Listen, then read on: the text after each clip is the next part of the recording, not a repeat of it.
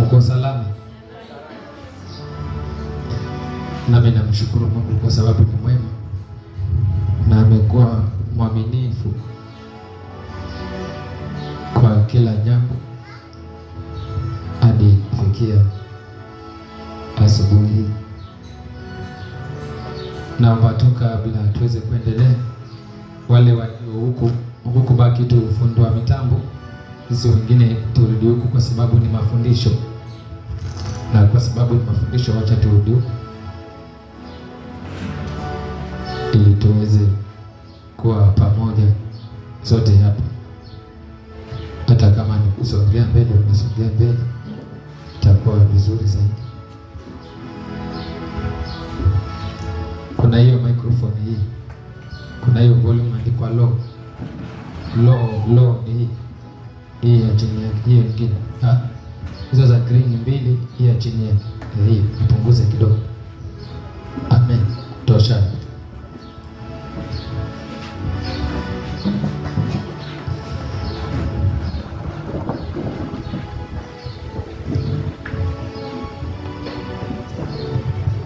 Leo ni siku ya Pasaka ya kukumbuka kuteswa kwa Yesu, siku ya wokovu, siku ya kuweza kubeba mambo tofauti. Hebu kidogo tuinue hii tulete, alafu yule cameraman angalie kidogo tu hapa, alafu cameraman angalie hiyo angole yako hapo. Angalia angole yako iwe iko sawa. Iko sawa? Amen. Asifiwe Yesu. Mafundisho haya wengi wanayasubiri, wale walio kule nje pia nao wanawasubiri. Wamesema pastor, ukimaliza tu tuwekee hiyo clip kwa YouTube tuweze kuyasikia na sisi, maana sio sisi tu viongozi tulio hapa.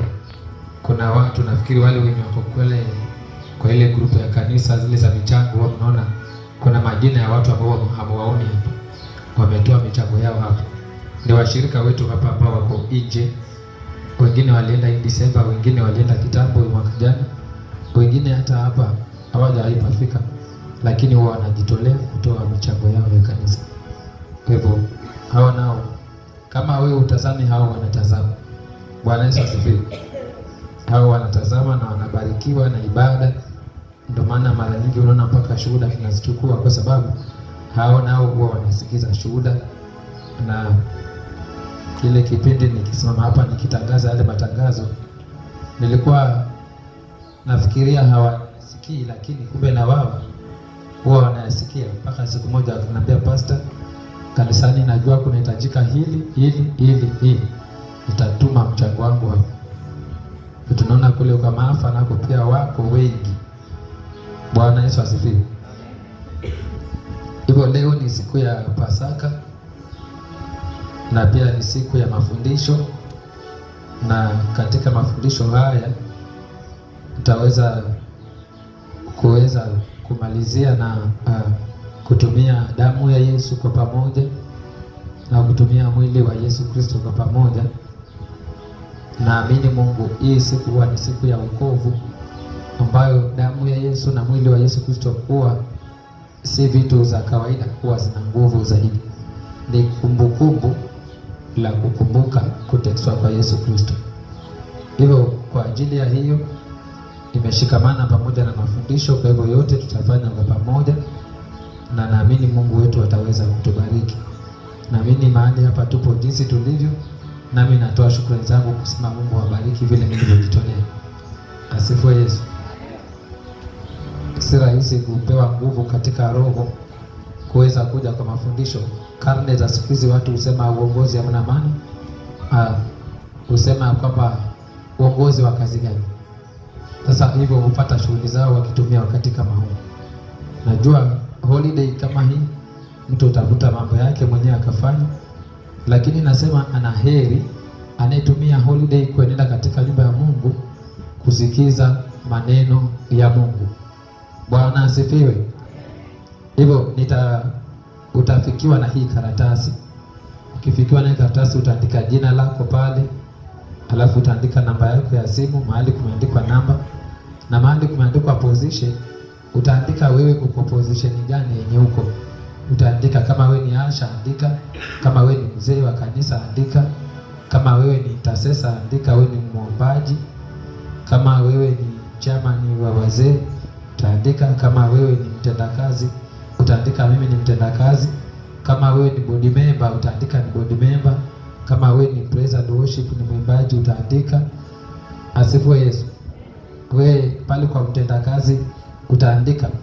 Kwa mfano wewe hauna cheo chochote, hauna uongozi, hauna position yoyote pengine ambayo iko dhahiri lakini iko rohoni, lakini ni mshirika katika nyumba ya Mungu, utaandika kwamba wewe ni mtendakazi. Asifiwe Yesu. Na nipata mtendakazi ni yoyote yule, hakukuwekwa kwamba ni mtu maalum. Kwa hivyo utaandika hiyo nafasi ya mtendakazi. Naamini tumekwisha kuelewa, na naamini sote tuna kalamu, sio? Hai, maana nakupa karatasi bila kalamu na kitabu. Wewe utaekelea pale kuna kitabu chako, alafu utaanza kuandika. Tunaanza hivi, tuende hivi, turudi hivi, tuende hivi. Sasa nikiendelea kuanza mafundisho, utaandika tu jina lako, alafu huku unaendelea, isikusababishe ukakosa kusikia huku. Asifiwe Yesu. Basi wacha tu pia katika hali hiyo tuamini Mungu kwa ajili ya mafundisho, alafu tuingie. Bwana Yesu, tunakubariki, tunakutukuza, ninakuinua, ninakupa sifa asubuhi ya leo kwa ajili ya wema wako na fadhili zako.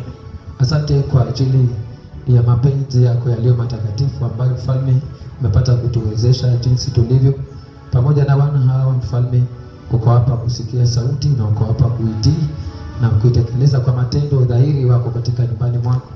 Mwenyezi Mungu, kwa ajili ya mafundisho haya, hatuwezi bila wewe. Roho Mtakatifu ndio anayeweza kutufundisha tukawa katika jinsi upendezavyo. Mwenyezi Mungu, Mungu uliye hai, wakati na majira haya tunajikabidhi mikononi mwako kwa fundisho hili. Mwenyezi Mungu, katika muda utakayotupa chini ya mahali hapa na tena kutumia mwili wa damu yako, naomba ukaweze kuchukua neema na nafasi yako. Mwenyezi Mungu, ukaweze kuachilia nguvu zako katikati yetu, katufunze kupitia kwa Roho Mtakatifu, kinitumia kama chombo, na ni kwa jina la Yesu Mfalme tunaomba na kusadiki. Amen. Ningeweza kutanguliza kurekebisha tangazo fulani juzi Jumapili, kama kulifafanua lile ya kwamba watu kutopanda kwa madhabahu ile tu ovyo ovyo. Asifiwe Yesu. Nilikuwa namaanisha watu kupanda madhabahuni ovyo ovyo, wasipande madhabahuni ovyo ovyo, waheshimu madhabahu. Kwa mfano, wakati kama kuna mahubiri unapata mtu anapita na huko nyuma kwa madhabahu na huko kamera inachukua, inaonekana kwamba hakuna mpangilio wa watu kujua backup ya mhubiri hakustahili kupita mtu kule. Asifiwe Yesu. Na pia wakati ambapo mnakuwa na maombi ya kushikamana mikono kwa ajili aidha mnaomba jambo fulani ama mnaombea huduma fulani kanisani, ile kupanda madhabahuni kushikamana mikono hapo, hiyo ndio ambayo ilikuwa inamaanisha, nayo si nzuri. Bwana Yesu asifiwe. Lakini kama ni mtu kuombewa, anastahili kuja hapa kwa madhabahu chini, na mwenye anamuombea anamwekea mkono akiwa juu ya madhabahu, anamuombea.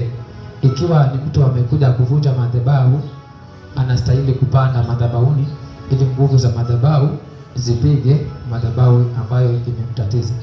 Unanielewa vizuri hapo? Hiyo ndio nilikuwa nataka niweke uwazi namna hii.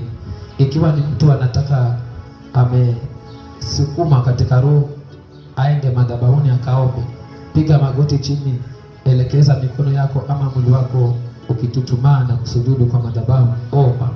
Hiyo ni ishara gani? Basi inampatia nafasi Mungu achukue nafasi akishuka. Mungu hushuka kwa madhabahu, wanangu, washuki huko.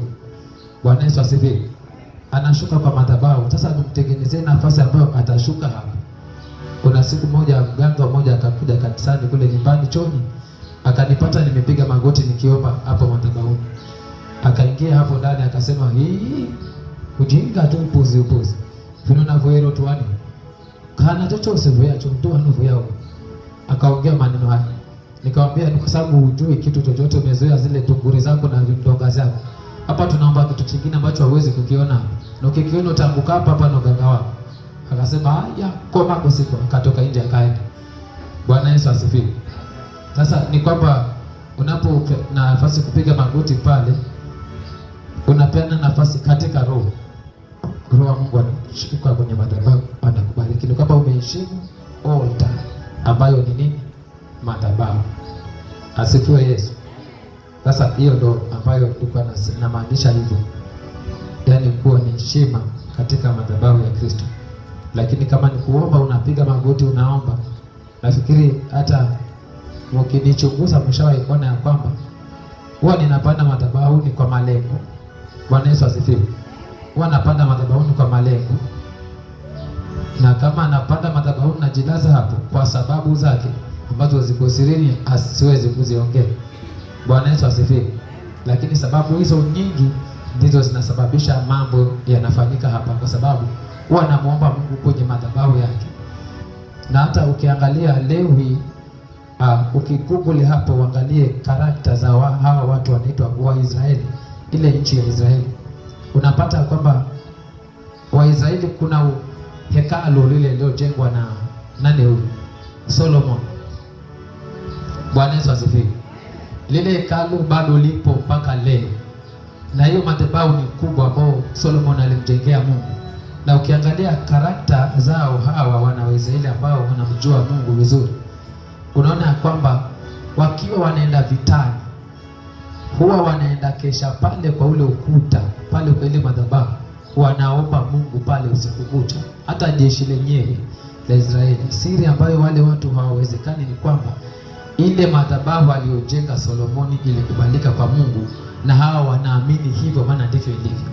Na wanaamini ya kwamba wakienda kesha pale kwa maombi huwa wanaenda shinda vitani. Ukijaribu kufuatilia, nilijaribu kufuatilia vizuri, nikaona maneno haya ambayo nakuelezea. Bwana Yesu asifiwe.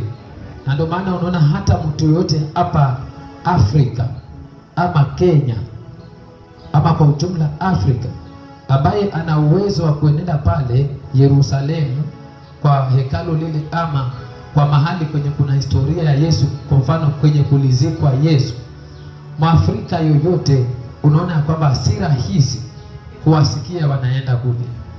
Bwana Yesu asifiwe.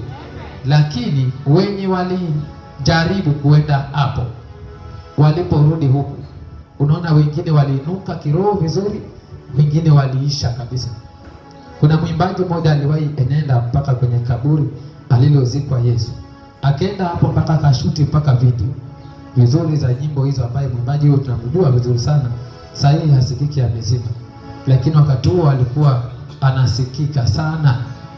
Alikuwa ametoa nyimbo ambazo utakitaja tu utaijua kwamba, nafikiri wengine mnazijua. Aliimba nyimbo baadhi ambazo zilikuwa zinasema usifurahi juu yangu, ewe adui yangu, niangukapo mimi nitasimama tena. Akaimba nyimbo nyingine kwamba raha unajipa mwenyewe, si mnamfahamu? Kuna ile albamu ya mwisho alienda ishuti Israeli. Alipotoka hiyo albamu mpaka leo si mwimbaji tena. Kwa sababu hayo maeneo hayo mtu akiingia niwe uko vizuri kiroho, uwe umejitakasa vizuri. Unapopenya hapo na kutoka, hizo power zinaweza zikakubadilisha anga yako ya wokovu. Ni kama vile ndugu zetu Waislamu wanaamini mahali pamoja panaitwa Maka, ya kwamba ukienda ukiomba hapo dhambi zako zote zinasamehewa. Ndipo hata hizi historia makavani ama makavani kwenye kuna historia za manabii, unapata kwamba zina nguvu zake.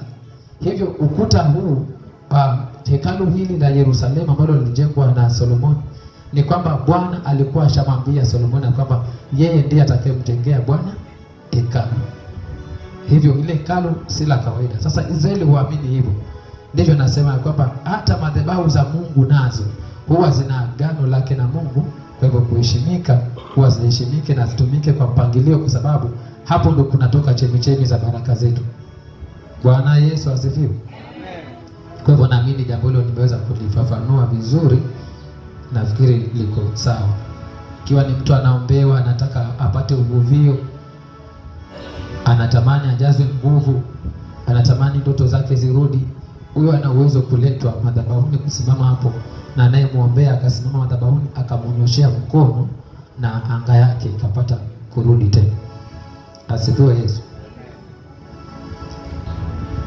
Nataka tukaweze kuwatazama sasa topic yetu ambayo tunaenda kufundisha leo. Topic yetu ni kwamba tunaongea kuhusu kiongozi katika kanisa. Kiongozi katika kanisa. Hiyo ndiyo topic yetu ya leo, ambayo tutaongea mambo mbalimbali, vitengo, na tutagusia sehemu mbalimbali zaidi, lakini topic yote inahusiana kuhusu kiongozi katika kanisa. Viongozi wako wengi, ndio maana nasema kiongozi katika kanisa ni kwamba viongozi wako wengi. Kuna viongozi wa serikalini, kuna viongozi wa mtaani, kuna viongozi wa kwenye chama, lakini tunaongea kuhusu viongozi katika kanisa la Kristo.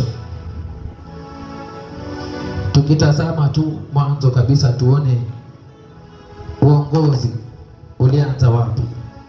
Hiyo ni point unaweza ukaandika, ambayo ni kama ni swali ambalo litajibiwa na maandiko.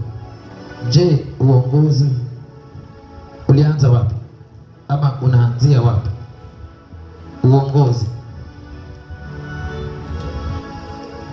vile tulivyo tu viongozi mahali hapa katika sehemu mbalimbali kwenye ndani ya nyumba hii, na kila mmoja ni chombo katika hii nyumba ya Kristo. Ukiwa hapa ujue kwamba wewe ni sehemu katika huu mwili wa Yesu Kristo. Ujue kwamba wewe Mungu anakujua kama mwana katika nyumba yake Mungu aliye hai, na Mungu anakujua kama sehemu fulani ya nafasi ambayo unasimamia katika nyumba yake. Sasa tunapotazama uongozi ulianzia wapi, tunaenda moja kwa moja katika kwenye kitabu cha Kutoka mlango wa 3. Ukiwa umeandika hilo neno uongozi ulianzia wapi, utaandika Kutoka mlango wa 3 mstari wa 2 mpaka wa 3. Alafu utaandika pointi hii, alafu ndo tusome maandiko haya. Uongozi huanzia penye wito. Uongozi, naongea uongozi huanzia penye wito, na uongozi huu unaongea ama kiongozi huyu ambaye namtamka kwenye pointi hii, uongozi huanzia wapi? Ninaanza hasa the founder of the church, pastor. Uongozi wa mtu kuitwa pastor unaanzia wapi? Ndipo sasa umeandika hiyo, huanzia penye wito. Bwana asifiwe. Huanzia kwenye wito, na kwenye wito ndipo kwenye viongozi. Kiongozi huanzia kwenye wito. Kiongozi ni mmoja huyu ambaye tunamuleta katika nafasi ya kwamba ni the founder, mwanzilishi wa madhabahu.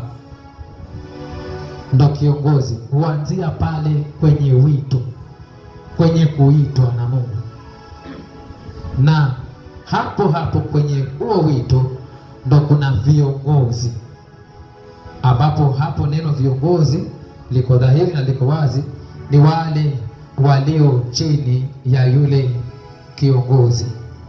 Sasa wale viongozi huanzia hapo kwenye wito. Kitabu cha Kutoka mlango wa 3, hakikisha umeweka ile 0.5 iwe clear, siwe na mwisho.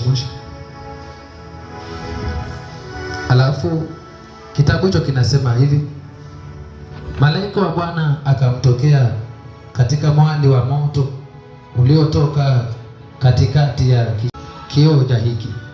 Ona vile maandiko ambavyo yalibadilishwa, eti nione kioja hiki. kwa nini kichaka hiki hakiteketei? Dunia sijui inaenda wapi. Yaani wanabadilisha maandiko tu, badilisha maandiko tu ili wapoeshe nguvu Biblia. Ndio maana Mungu anainua vifaa vingine vinakuwa kichwa ngumu wa imani, manabii wanakuwa vichwa mbaya, wanaua mpaka wachawi kwa sababu hii. Watu akipoesha nguvu Biblia, Mungu anaita watu kwa nguvu. Bwana Yesu asifiwe. Hivyo tunaona mahali hapa ambapo panaeleza vizuri, akasema nitageuka niyaone maono haya makubwa. Mstari wa 12 unasema kwamba akasema, bila shaka mimi nitakuwa pamoja nawe, na dalili ya kuwa nimekutuma ndio hii: utakapokuwa umekwisha kuwatoa hao watu katika Misri, mtamwabudu Mungu katika mlima huu. Asifiwe Yesu. Sasa tunaona hapa ni mahali kwenye kulikuwa kuna wito. Bwana amejitokeza katika mwali wa moto na katika hali ambayo ilikuwa Musa ikampa uweza kusema jambo hili si la kawaida, na kwa sababu jambo hili si la kawaida akasema nitageuka niyaone maono haya makuu ya Bwana. Na aliposema hivyo, Bwana alinena vile ambavyo alinena. Ukiendelea kusoma mahali hapo, na unaona kwamba hapo hapo mstari huu wa 12, hapo hapo kwenye wito Bwana akamhakikishia Musa, akamwambia kwamba bila shaka mimi nitakuwa pamoja na wewe. Asifiwe Yesu. Hiyo ndio nilikuwa naongea na mmoja wenu jana usiku hapa, nikawa namwambia kwamba wakati wanadamu wanapokutazama hivi, ukiwa umekuwa na malezi mazuri ya kiroho, wanapokutazama katika kanisa lingine tofauti, pengine umeenda kutembea, watakapokutazama ama watu ambao walikuwa hawakujui, alafu kwa muda umekuja umeshikana kwenye madhabahu yenye nguvu, umelelewa kiroho, umefikia kiwango fulani, wale watakapokutazama watakuona ya kwamba you are qualified kuwa pastor ama kuwa bishop. Asifiwe Yesu. Na ninaamini kuna wengine mshaenda kama mahali ukaambiwa wewe uko vizuri, unafaa kuwa pastor. Wengine mshaambiwa hivyo. Sasa nikawa nasema kwamba kuna watu wanaweza wakakwambia wakati wakiwa wamekuona katika kiwango hicho, na watasema kwamba unastahili kuwa pastor. Nikawa na mshauri na shauri wengine pia kwamba usienende katika watu kukutazama, kukuona wewe una kipawa wamekiona, alafu uende kwa sababu ya maneno yao. Asifiwe Yesu. Eti uenende kwa sababu wameona huyu bwana unatupa chuo vizuri sana. Utakapowasikiliza hao, ukienenda hapa mahali hapa ambapo panasema Bwana alipokwisha kumwelezea Musa na kujitokea, Bwana aliweka agano, akamwambia Musa ya kwamba mimi Bwana nitakuwa pamoja na wewe. Bwana Yesu asifiwe. Hii ni kwamba mahali hapa Bwana aliweka agano, na ni kwamba kilichomfanya Musa aenende kwa Farao kwa nguvu na kwa moyo wake wote na kwa ujasiri ni kwamba Bwana alikuwa amemhakikishia ya kwamba nitakuwa pamoja na wewe. Asifiwe Yesu.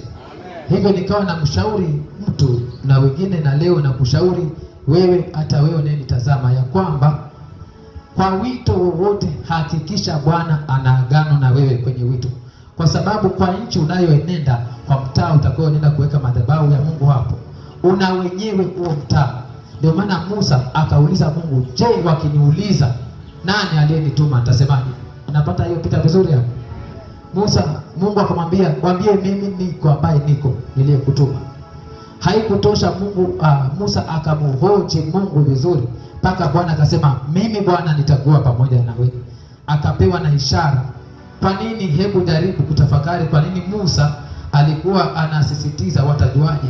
Alikuwa ni mgumu kuamini, kwa sababu alikuwa ni apewe halisi ishara. Jambo la kwanza, ahakikishiwe backup ya kwamba hayuko peke yake, na pia ni kwamba mahali kwenye anaenenda kuna Farao kiongozi ambaye ameshikililia watu wasitoke hapo.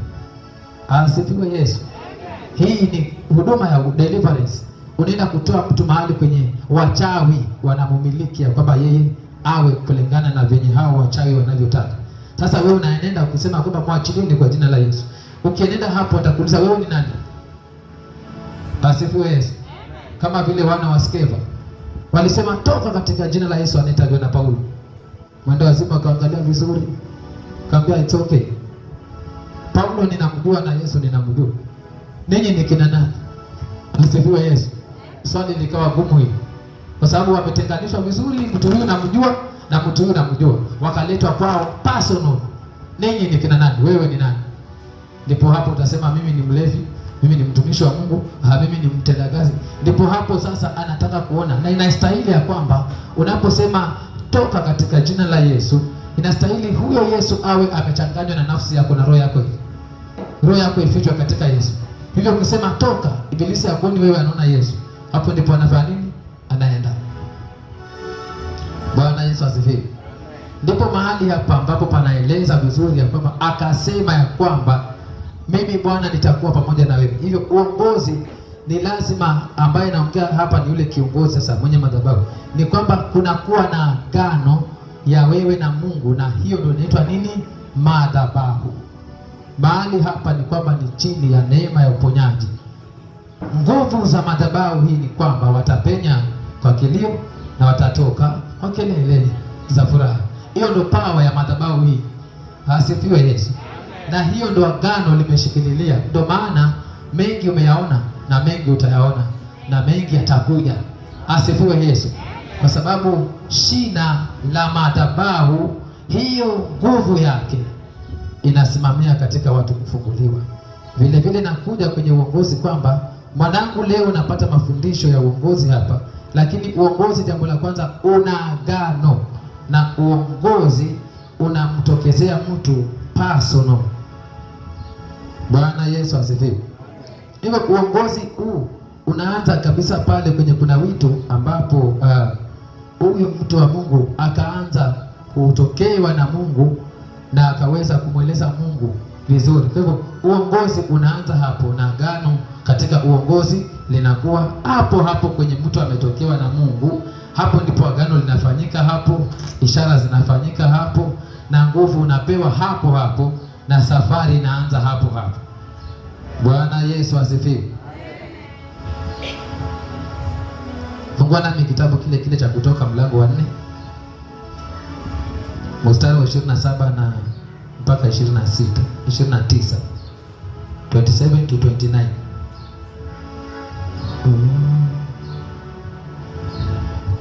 Hapo tunaona vile ambavyo viongozi walitokea wapi. Nimeongea kuhusu uongozi unaanzia wapi, na nafikiri umeandika kwamba uongozi ulianzia kwenye wito. Hapo ndo uongozi kuanzia hapo. Uongozi ni ule kiongozi, the founder of the church, of the altar.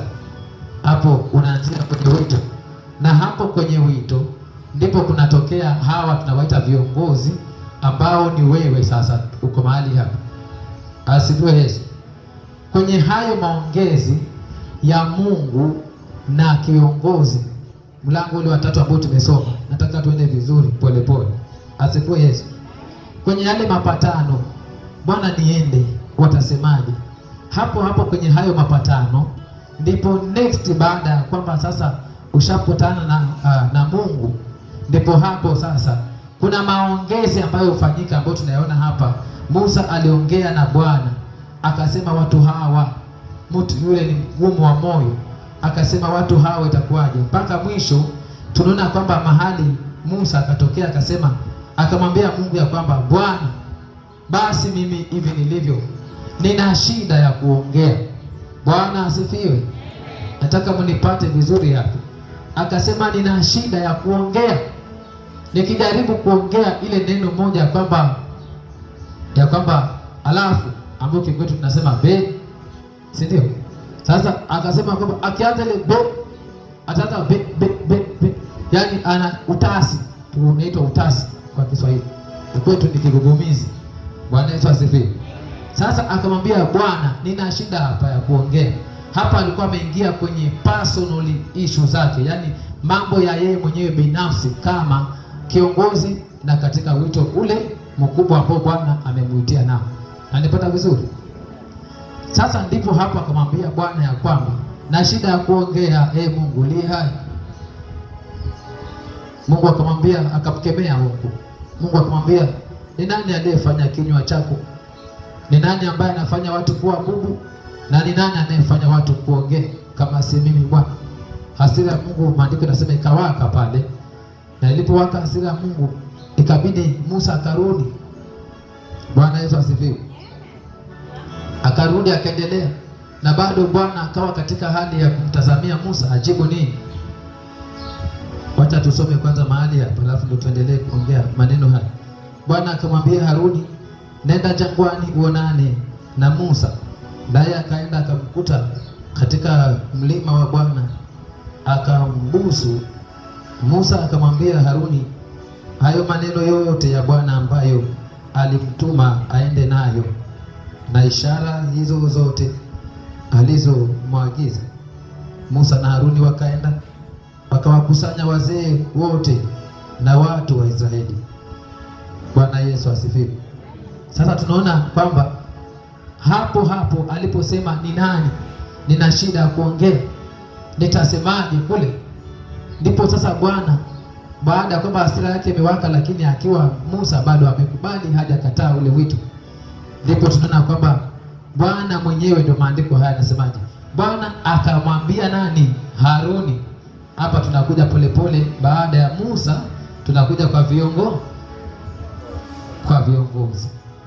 Bwana mwenyewe akanena na Haruni akamwambia, enda jangwani uonane na Musa.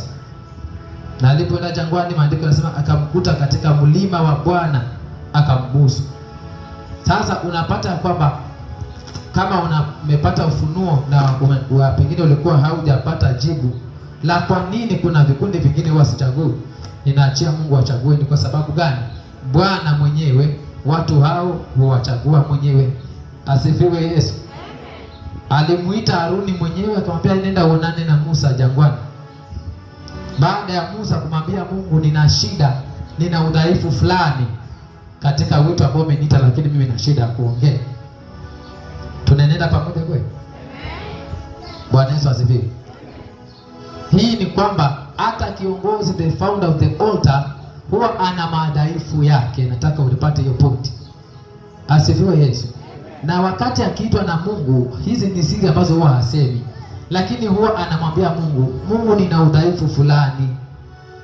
Na ndipo hapo Mungu, yule mtu akiwa amekubali kuenenda kumtumikia Mungu, kumtumikia huyo Mungu aliye hai, yeye Mungu huleta watu ambao watasimama kufix nafasi ambayo huyo mchungaji hana. Umenipata vizuri? Na ndio maana umeletwa wewe hapa. Jipigie makofi sasa, umeelewa? Bwana Yesu asifiwe. Huwa ni maombi makali na maombi marefu ambayo huwa yule muitwa anachukua wakati wake akiongea na Mungu. Ndiposa unaona ukiangalia mlango wa 3, wa 4, wa 5, wa 6 kwenye kitabu cha Kutoka ni Mungu Musa, Mungu Musa, Mungu Musa. Bwana asifiwe. Sasa Bwana akanena na Haruni mwenyewe. Na ndio maana mahali hapa uliingia hapa haukuwa na nafasi yoyote ambayo ulikuwa unafanya, si kweli? Hata kama ulikuwa nayo kule, lakini pengine lizima, ama ulipoingia hapa ukawa ni hitaji ndio limekuleta, si kweli? Bwana Yesu asifiwe. Lakini kwa muda ambao umekuwa mahali hapa sasa, kadri unavyoendelea, unavyoona na unavyotumika na unavyoomba, ukashuhudika mwenyewe kwamba wewe unafaa kuwa mahali fulani, ukajipata umepewa mzigo wa kuombea jambo fulani bila pastor kukutuma, si kweli? Bwana Yesu asifiwe. Sasa unajipata kwamba jambo fulani hapa hutaki kabisa watu wachafue, unapambana nalo bila kutuma na mtu. Unakuwa na hasira fulani kwamba hilo jambo sitaki mchezo, tufanye hivi, tufanye hivi, tufanye hivi. Yaani unakuwa na mzigo. Huo ndio uongozi huo. Bwana Yesu asifiwe. Inapofika jambo fulani linataka kuharibika, unajipata umesimama unasema hapana, wacheni tufanye hivi na hivi. Na unajipata ukiongea kila mmoja anakusikiza. Unanipata vizuri?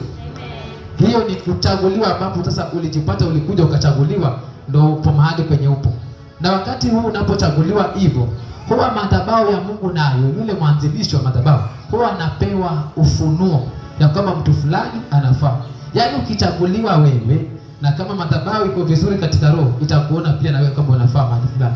Ndio pasa unapata mchungaji anakuambia wewe unafaa mahali fulani, unafaa mahali fulani, unafaa mahali fulani. Huwa ni uchaguzi unakuwa confirmed katika Mungu na dhahiri mbele yako na macho yako. Bwana asifiwe. Sasa mahali hapa Mungu mwenyewe akanena na Haruni akamwambia enda. Hapo ni baada ya Mungu alikuwa ameweza kutokea Musa. Na tunaona baada ya hapo ambapo Bwana aliweza kumchagua Haruni, tunaona kuna watu wengine ambao hawakuandikwa hapo kwenye mwanzo, lakini kule mbele wakaja wakajitokeza. Lakini tunaona kwamba katika hapo hawakutajwa, lakini mbingu ilikuwa inawajua hapo hapo, ambao ni watu wawili tunaona mbele, nani? Joshua na Caleb. Bwana asifiwe. Tukiangalia kipindi hiki chote mpaka wafikie mahali wapewe kundi waliongozi, walikuwa wapi? Walikuwa wazee wa kanisa. Bwana asifiwe. Unapata vizuri hapo? Walikuwa wanaandaliwa chini. Nami ni matumaini yangu kwamba mahali hapa kuwe kuna Haruni, kuwe kuna Joshua na Caleb, kuwe kuna watu wanaandaliwa chini. Imewapita hiyo. Asifiwe Yesu. Walikuwa pale wanachaguliwa, wanapewa ujasiri katika moyo wako pale, na pengine walikuwa na shughuli mbalimbali kama zile wewe unafanya hapa. Lakini zile shughuli ambazo walikuwa nazifanya, ndani yake kulikuwa na siri ambazo Bwana mwenyewe anasema kwamba nina ndani ya hawa watu ninawatayarisha kwa ajili ya mission. Bwana Yesu asifiwe. Na ile mission ilikuja ikachipuka wakati mmoja ambapo walikuwa sasa nani huyu Musa alivyokuwa wanatuma watu waende kule kupeleleza ile nchi ya Kanaani. Hapo ndio ilikuwa ni mtihani unajidhihirisha wazi ya wanao waliokuwa wakiandaliwa na Mungu chini. Wakaambia nendeni mkapeleleze. Waliporudi tu kutoa habari, sasa hapo wenye walitoa habari za kuvunja moyo, wengine wakakatisha watu tamaa, lakini hawa wawili wakasema hata kama watu ni wakubwa, sisi ni kama mapanzi, lakini si Bwana alitupatia huo mji. Asifiwe Yesu. Unaona sasa watu ambao walikuwa kwa chini lakini wanahifadhi vitu, yani wanachukua vitu wakihifadhi ndani yao. Si wewe jamani, mtu kama huyu. Bwana Yesu asifiwe. Wewe unachukua vitu tu ndani ukiviweka, baadaye inakuja inalipuka pu. Watu wanakushangaa, huyu naye sijana alikuwa hivi, mbona tutamshangaa? Amelipuka kitu fulani ndani yake, mission inaanza kuchukuliwa hapo. Bwana Yesu asifiwe. Sasa tunaona kwamba hapo ikawa Haruni, Joshua na Caleb wakawa hapo, walikuwa wapo chini hapo katika madhabahu ya Musa, na walienda kina Joshua wanapigana vita, huku Musa ameinua mikono, viongozi wanapambana vita vizuri kule, wanapata ushindi kupitia kwa madhabahu imeinua mkono. Ni kwamba madhabahu ikiwa na maombi, kiongozi anapofanya huduma hata wahi aibika, anaenenda vizuri tu. Bwana Yesu asifiwe.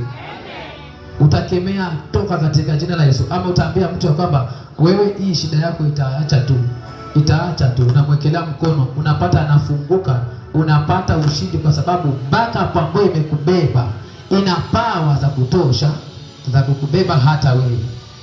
Asifiwe Yesu. Hiyo ni hatua ambayo ulikuwa naongea kuhusu uongozi ulianzia wapi. Na kundi lolote lile ni lazima niwe na kiongozi.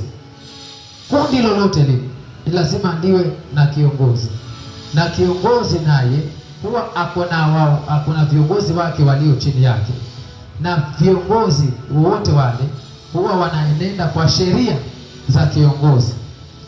Asifiwe Yesu. Viongozi wanaenenda kwa sheria za kiongozi. Kiongozi ni mpakwa mafuta wa Mungu. Viongozi ni watu ambao wapo chini ya kiongozi wakienenda kufuata maono. Asifiwe Yesu. Wanafuata maono, wanatii. Kwa hivyo ni kwamba kiongozi ni lazima awe mtiifu katika sheria za kiongozi anayeongoza. Hiyo ni point unaweza kuongea kaandika ya kwamba kiongozi ni lazima awe mtiifu chini ya kiongozi. Asifiwe Yesu. Yesu akasema aliona kondoo ni wengi na akaona mtafaruko ulikuwa umeanza katika wale kondoo. Bwana Yesu asifiwe. Yesu aliona mtafaruko katika wale kondoo, wakawa haelewi, lakini mwishowe Yesu akajibu jibu moja ambalo lilikuwa linaleta kueleza, kuweka wazi. Akasema kwamba kila kondoo wa zizi hili husikia sauti ya mchungaji wake. Bwana Yesu asifiwe. Ni kwa nini Yesu alisema kila kondoo wa zizi hili husikia sauti ya mchungaji wake? Vile vile kila kiongozi mwema hutii sheria ya mchungaji wake. Asifiwe Yesu. Tunaenenda polepole na tutakuwa na wakati wa maswali kuuliza, na itaenda wakati kujibu maswali yale, na tutaongea vile tulivyo hapa, maana sasa tumekuja kwenye darasa, hatukuja kwenye chuo cha kuhubiri. Sasa ni mafundisho. Bwana Yesu asifiwe. Hivyo kiongozi ni awe anaweza kutii na ako chini ya kiongozi. Viongozi wako chini ya kiongozi na wanastahili wawe watiifu. Asifiwe Yesu. Wanastahili wawe watiifu na wafuate sheria za kiongozi, wafuate sheria na watii mamlaka ya kiongozi. Kwa sababu gani viongozi waweze kutii? Kwa sababu gani viongozi waweze kutii nabii? Ni kwamba hata kiongozi asipokuwa mtiifu katika nabii, kuna uwezekano kiongozi akosekewe na maisha, kwa sababu usipotii nabii maisha itaharibika. Kwa sababu nabii huona kitu ule badi. Nabii amepewa mafuta ya kupiga kile kinakuja kwa maisha yako. Nabii amepewa mafuta ya kuyeyusha anga ambayo inataka kukumaliza, kukwekea limit ya maisha kama ufe 2026 ufe. Nabii amepewa mafuta ya kufyeka hiyo mauti. Nabii alivyo. Nabii ana uwezo wa kuweza kurekebisha mambo katika roho na watu wakaishi vizuri. Kwa maana tunaona hata wafalme kwenye Biblia walitii nabii. Kwa hivyo kiongozi asiyetii nabii anayemtii. Bwana asifiwe. Anayemtii. Hiyo ni pointi ambayo iko wazi na iko sawa, na ni muhimu kwa viongozi waweze kuishika. Na kundi lolote lile lazima liwe na viongozi, yani wana chini wake. Ndiposa tuko hapa tulivyo leo. Bwana Yesu asifiwe. Sasa viongozi ni kina nani? Viongozi ambao ni nyinyi sasa. Viongozi ni kina nani? Tunaona kwamba viongozi ni wateuliwa katika ushirika wa maono ya madhabahu. Andika hiyo pointi, itakusaidia wewe kama kiongozi, ukiwa vile ulivyo personal na sisi tulivyo tukiwa wengi. Ni kina nani? Ni wateuliwa. Wewe sasa uliye hapa katika position ile ambayo uko nayo, umteuliwa katika ushirika wa maono ya madhabahu ambayo uko chini yake. Umteuliwa katika ushirika wa maono ya madhabahu ya Kristo ulio chini yake. Hivi sasa, pengine ulipokuwa kanisa lingine ulikuwa kiongozi, kule nako pia ulikuwa umteuliwa katika ushirika wa maono ya madhabahu uliokuwa chini siku hizo. Asifiwe Yesu. Na leo penye uko hapa umeteuliwa katika ushirika wa maono ya madhabahu ambayo upo sasa. Sasa umeshirikishwa ushirika wa maono. Maono ni yale yaliyo juu ya madhabahu unayoabudu, si ndivyo? Bwana Yesu asifiwe. Mahali hapa kuna maono. Maono ni gani? Maono ni yale ambayo unayaona. Leo tumeweka kamera hapa. Tumeweka simu inachukua kamera. Na tunajua kabisa video zinachukuliwa nini na kamera. Sio simu. Bwana Yesu asifiwe. Tunaona ya kwamba hiyo, alafu katika hiyo tumeziedit vizuri, tumeziweka kwa YouTube, tumeziandika vizuri live. Alafu katika yote unakuja kwenye spiritual power, ile miujiza inafanyika inaonyesha tunaenda wapi.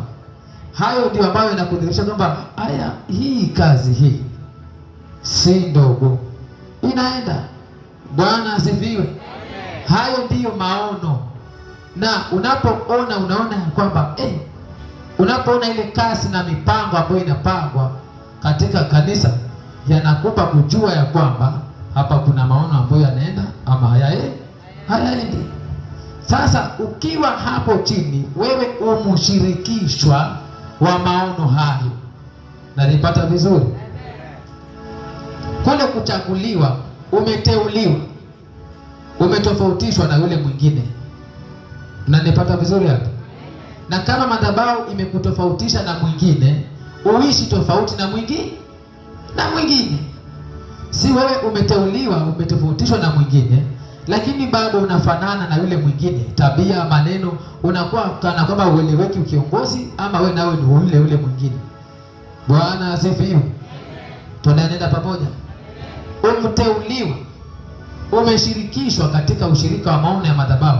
Hii ni kwamba hata the founder of the altar, mwanzilishi wa madhabahu, akiwa amekuteua hivyo, ni kwamba ujue ana uwezo wa kuja kukwambia, mwanangu njoo, kuna jambo fulani. Anaweza kushirikisha mengine ambayo huyajui. Na nipata vizuri? Ana uwezo akaja kukwambia, mwanangu ukiomba kumbuka jambo fulani, tuombee jambo fulani, tuombee jambo fulani, tuombee mradi fulani. Ni kwamba ana uwezo wa kuja kukushirikisha. Kwa sababu gani? Amekuteua. Hawezi enda kuambia mshirika mwingine ambaye hajamteua. Asifiwe Yesu. Kwa hivyo hii ni dhahiri ya kwamba umeteuliwa, umetofautishwa. Kwa hivyo nawe utofautike. Siniamina hapo?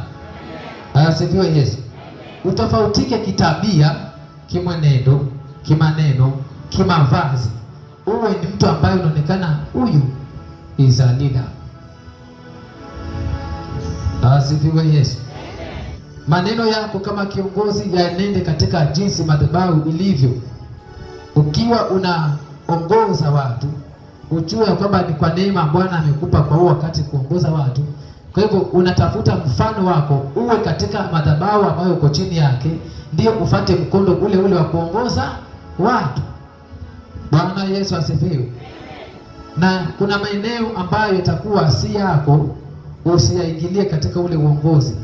Yaani iga mfano. Kuna mambo ambayo unajua hili naweza kulifanya, na ikiwa unataka kulifanya kwenye ule uongozi wako, hakikisha unashirikisha madhabahu kwanza. Asifiwe Yesu. Unashirikisha madhabahu ili mipango yako na madhabahu zisigongane. Kwa sababu wewe ni mteuliwa, mshirikishwa katika madhabahu ya Kristo. Kwa hivyo ukiwa unapanga jambo, kabla ukaliwasilisha, husisha madhabahu. Baba, hapa nifanyeje hapa? Nilikuwa nafikiria kuona jambo fulani. Alafu sasa unapewa go ahead. Inaweza ikawa hilo jambo huna kibali cha kwenda kuongea kwa watu hivi. Alafu uende ukaongee. Utaona watu hata shilingi 10 hawatatoa. Bwana Yesu asifiwe. Lakini ukilishirikisha madhabahu ina neema ya kukemea na haiui mtu. Madhabahu inaweza kukemea direct, kama vile General Commander yule mama. Anakuambia kabisa, usije hapa Jumapili. Sitaki kuona. Enda huko. Tena Jumapili ukija hapo, hata kuambia umekuja fuata nini, hata kizidi anakupatia pesa ndio kanunue lunch. Na wewe mtu yuaje? Sasa kumbuka amekemewa, lakini amekuja. Neema alionayo si neema ambayo uko nayo. Ukivijaribu wewe, utaacha washirika 5 wenyewe wataacha hiyo kanisa. Asifiwe Yesu. Kwa hivyo umteuliwa wa maono ya madhabahu unayoabudu. Kwa hivyo ambaye ameshirikishwa katika maono ya madhabahu, umeshirikishwa yale maono. Jambo la kwanza, uwe na macho ya kuona haya maono ambayo umeshirikishwa nayo. Isije ukawa unafikiria umeshirikishwa maono ya Mungu aliye hai, kumbe umeshirikishwa kwa miungu ma devil worship. Asifiwe Yesu. Shaenda kwenye kanisa ambalo ukaenda hapo ukateuliwa kwa kiongozi, lakini baadaye ukawa kuna macho ya kiroho sasa wewe. Na pastor amekwambia utakuwa kiongozi fulani hapo. Alafu ukianza kuanza study vizuri madhabahu ukapata hapana. Ukaona mazingaombwe pale na umeshirikishwa kwenye huo wito.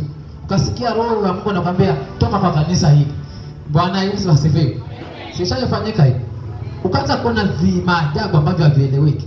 Sasa ndipo hapo madhabahu imekushirikisha kwenye maono hayo. Sasa ni lazima a leader uwe na spiritual eye. Bwana asifiwe. Uwe na macho ya rohoni, uwe na busara wa ufahamu na hekima wa kuweza kuona. Kuna mengine utaona rohoni, kuna mwingine akili yako na roho yako inakupa uwezo wa kuona dhahiri macho haya kwamba mahali hapa kunahitajika nini, mkeka, ama mkeka nao ni mpaka ufunuliwe rohoni. Bwana asifiwe. Sinaona mkeka si lazima ufunuliwe rohoni. Unasikia hapana, kwa nini tulale na gunia? Ngoja nikuje na mkeka. Hizo ni vitu zinakuwa ndani ya uwezo wa roho yako kama kiongozi. Kama vile kwa nyumba yako unavyoweza kufikiria ukasema kwamba hapa niko na masofa seti kweli, lakini nikitaka uketi nje sijui nitaketi na nini. Ngoja kanunue kiti ya plastiki. Bwana Yesu asifiwe. Unaenda kuchukua kiti ya plastiki ukitaka kupigwa na baridi nje, unachukua rahisi unakishika tu hapo ndani nacho. Kama utabeba sofa set uende nalo nje, amkilifu kwa kiti hapo na sofa set. Sitashangaza watu hapo. Bwana Yesu asifiwe. Sasa kuna haya ambayo si lazima ufunuliwe, nayo yanakuwa katika ndani ya kiongozi. Asifiwe Masia. Ndani ya kiongozi ambaye ameshirikishwa, lazima uwe na macho ya rohoni, uone halisia. Madhabahu hii inaenda wapi? Uone hali halisia, ni nini kinahitajika katika madhabahu hii. Ujue ya kwamba, asifiwe Yesu. Pointi nyingine iandike hapo. Kama wewe ni kiongozi vile ulivyo hapa, ujue ya kwamba ikiwa umeshirikishwa bila shaka kwa njia nyingine, kama wewe umsaidizi katika hiyo madhabahu. Andika umsaidizi katika madhabahu. Kiongozi yote ni msaidizi katika madhabahu. Ndipo hapo utakuja na swali moja, umuulize yule jirani yako, unasaidia ama ndo unapeana mizigo zaidi? Asifiwe Yesu. Wana wengine wanajikuna kichwa, mambo yamekuwa magumu. Unasaidia ama ndo unapeana mizigo? Bwana asifiwe. Maana umeshirikishwa, umeweza kushirikishwa hapo. Anayeshirikishwa kwenye harusi haendi tu hivi. Umeshirikishwa kwenye harusi, angalau tafuta kitambaa uvae ung'are. Unasaidia mng'aro wa harusi. Asifiwe Yesu. Si unaenda na ile bana lako, nenda hapa utakuwa msupe kiti. Peleka kule nyuma kete. Tena una bahati ukipewa kiti, lakini ukipata zile familia ziko na ujeuri, watajifanya hawakuoni, wako busy. Usimame na banda lako hapo mpaka mwisho urudi, useme hapo ni heshima. Lakini umefaaje? Ungehusika angalau kusaidia mng'aro wa harusi. Wewe umeleta aibu hapo. Asifiwe Yesu. Kama umsaidizi, na katika usaidizi wako hakikisha usaidie kwa sababu umeteuliwa. Usiposaidia utalipia gharama kile unachokifanya. Bwana Yesu asifiwe. Unapoleta muziki kwenye madhabahu unauguza roho ya Mungu, na Mungu hata kuangalia na macho ya huruma. Mwisho atakupiga rungu huyo Mungu. Wewe tazama mtu hapo. Ambie moto umeanza kuwaka hivi. Bwana Yesu asifiwe. Umsaidizi. Hivyo katika usaidizi inaweza ukawa wewe hata umsumari. Asifiwe Yesu. Inaweza ikawa umsumari. Unatunga vizuri mbao kongwe. Na kwenye msumari kuna mtu ana mbao. Kwa hivyo inaweza ikawa wewe, mwingine msumari, mwingine ni mbao. Na kufafanulia vizuri. Asifiwe Yesu. Sasa pale kwenye yule msumari ni kwamba anaweza akawa ni mwinjilisti. Kifanya dhambi kidogo anakemea. Inaweza ikawa ni yule kuna macho ya rohoni. Ukifanya kona mbaya kidogo ashaona, anasema hapa kuna watu wamezini hapa. Anatunga msumari. Bao ambayo imeenda kona. Asifiwe Yesu. Inagonga, maana ukisikia baada ya kama umezini, si bila shaka utaumia roho. Ndio hapo ni msumari umetunga. Nasema jamani. Unarudi. Huyo ni mtu, ni msumari huyo. Mwingine ni mbao. Mwingine ni posti hii. Vile unavyoona. Bwana Yesu asifiwe. Posti ni kama imeshikililia paa. Imehusika katika kushikililia paa, na posti si moja, ni nyingi. Sasa lazima kuwe na post. Sema post. Mwambie mwenzako posti ama msumari. Bwana Yesu asifiwe. Sasa posti nayo ni mtu ambaye ana idara tofauti na msumari na mbao. kwa sababu msumari na mbao utagongwa kwenye posti, alafu kule juu kwenye paa mbao zitagongwa kwenye nini? Kwenye posti. Asifiwe Yesu. Ndio naona majaribu ya kutenda kazi yanakuwa tofauti ya mshirika, kwa sababu wewe uposti. Ambaye mwenzako wewe ni posti. Asifiwe Yesu. Unaona posti inashikililia mengi. Hivyo jambo la kwanza, posti huyu ambaye ni posti ni nguzo, inamaanisha nguzo. Ile nguzo, jambo la kwanza, huwa ndani yake anasikia msukumo wa mambo mengi, na ni muhimu yale mambo mengi anasikia yafanye ndani yake ayafanye bila kusukuma. Bwana asifiwe. Kwa sababu angalia, tuangalie hii posti hapa. Imeshikililia mbao ngapi hapa? Tuanze mbao ya kwanza. Imeshikililia hii mvunje umekuja huko. Si ni wewe? Alafu imeshikilia mwingine, yule ameenda kule. Alafu ikashikililia huyo hapa, imeenda hivi mbao. Hii mtu imeenda hivi. Alafu kitoka hapo sasa, tukuje kwa nini hizo mbao hizo zimeshikililiwa na nini? Na hiyo nayo imeshikililiwa na huyo hapa. Na hizo mbao ni nyingi. Alafu baada hapo nakuja kwa mabati. Mabati ni mtu ambaye anafinika. Sema finika. Asifiwe Yesu. Bati kazi yake linafinika. Hawaachi mwangaza. Ndio mtako unafinika ama unaacha wazi. Na kuna wengine hata wanabomoa kabisa. Limegongwa na piga nyundo linaenda kabisa, baki wazi hapo. Tunyeshewe na mvua. Watu wakinyeshewa na mvua nasema haleluya. Wananyeshewa sasa. Watu wanyeshewe. Huyo mtu si kiongozi huyo. Bwana Yesu asifiwe. Sasa posti pale imebeba hayo yote. Ndiposa unapata posti kama hii, inaweza ikawa inazungumziwa, nunua bati, nunua meza, nunua speaker, nunua jambo fulani, ukapata posti ina resist hizo sauti. Leza kwanza hapo, resist ngapi? Posti unasikia inasukuma na mengi. Umeambiwa ununue kitu fulani kanisani, uenda shirikisha mwenzako. Nimefunuliwa tununue kitu fulani. Mwenzako anakuambia bado sijajipanga, tungoje kidogo. Na wewe unasema sawa, nakungoja. Hivyo ndio unavalalisha mambo ya madhabahu. Bwana Yesu asifiwe. Posti huwa inasukuma na mengi kama mnavyoona hapa. Ninahubiri hapa leo. Tena nifunge nimtafute Mungu, miujiza itendeke. Tena nikasimamie amplifier itengenezwe. Tena nihakikisha speaker nimezitengeneza hizi ziko hivi vile zilivyo. Hiyo speaker ina madendengure mengi. Ina kidude hiki ni 500, kile kingine kule 500 kama hiki, 1000. Visumari vina pesa yake. Hii neti ikiwa ile shiti yote nzima 2700. Hiyo speaker ndani ina mambo yote. Kuna kikapu kiko hapa, kiko na crossover pale ndani. Hivyo vyote hivyo viwe vinatengenezwa tena. Baada ya hapo mshirika na kungo. Unaona vile posti wewe na mambo mengi. Na naongea kuhusu posti hapa. Hata nyinyi mna mambo mengi yako hapo ndani yenu. Ya hapa madhabahuni unaambiwa na Mungu. Lakini sijui umefanya moja wewe ama umefanya yote. Ama hujafanya kabisa. Asifiwe Yesu. Bwana Yesu asifiwe. Ukija kwa mabati yanafinika juu. Na ukija huku chini mabati bado, kabla tuseme udongo, mabati na udongo yakigomba huku chini, yamefinika ubavu fulani huku chini. Huku chini yanafinika watu wasionekane. Juu yanafinika watu wasifanye nini? Wasinyeshewe na kupigwa na juu. Bwana Yesu asifiwe. Sasa kila mmoja anakuwa chombo. Ndio maana ukija hapo unakamilishwa kwa maandiko ambayo yalisema ya Paulo ya kwamba katika nyumbani mwa Bwana havimo vyombo za dhahabu tu, ziko za mbao, za chuma, ziko ndani ya nyumba ya Bwana. Yaani vipo vyombo vingi. Ni kwamba kila mmoja ana ushirika ndani ya mwili wa Kristo.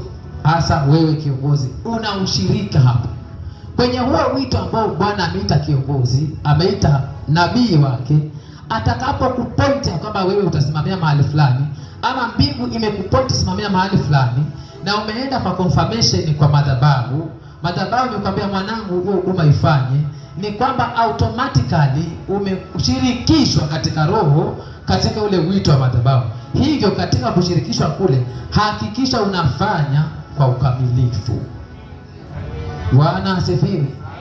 Ufanye kwa ukamilifu, ufanye kwa moyo, ufanye kwa kujitolea.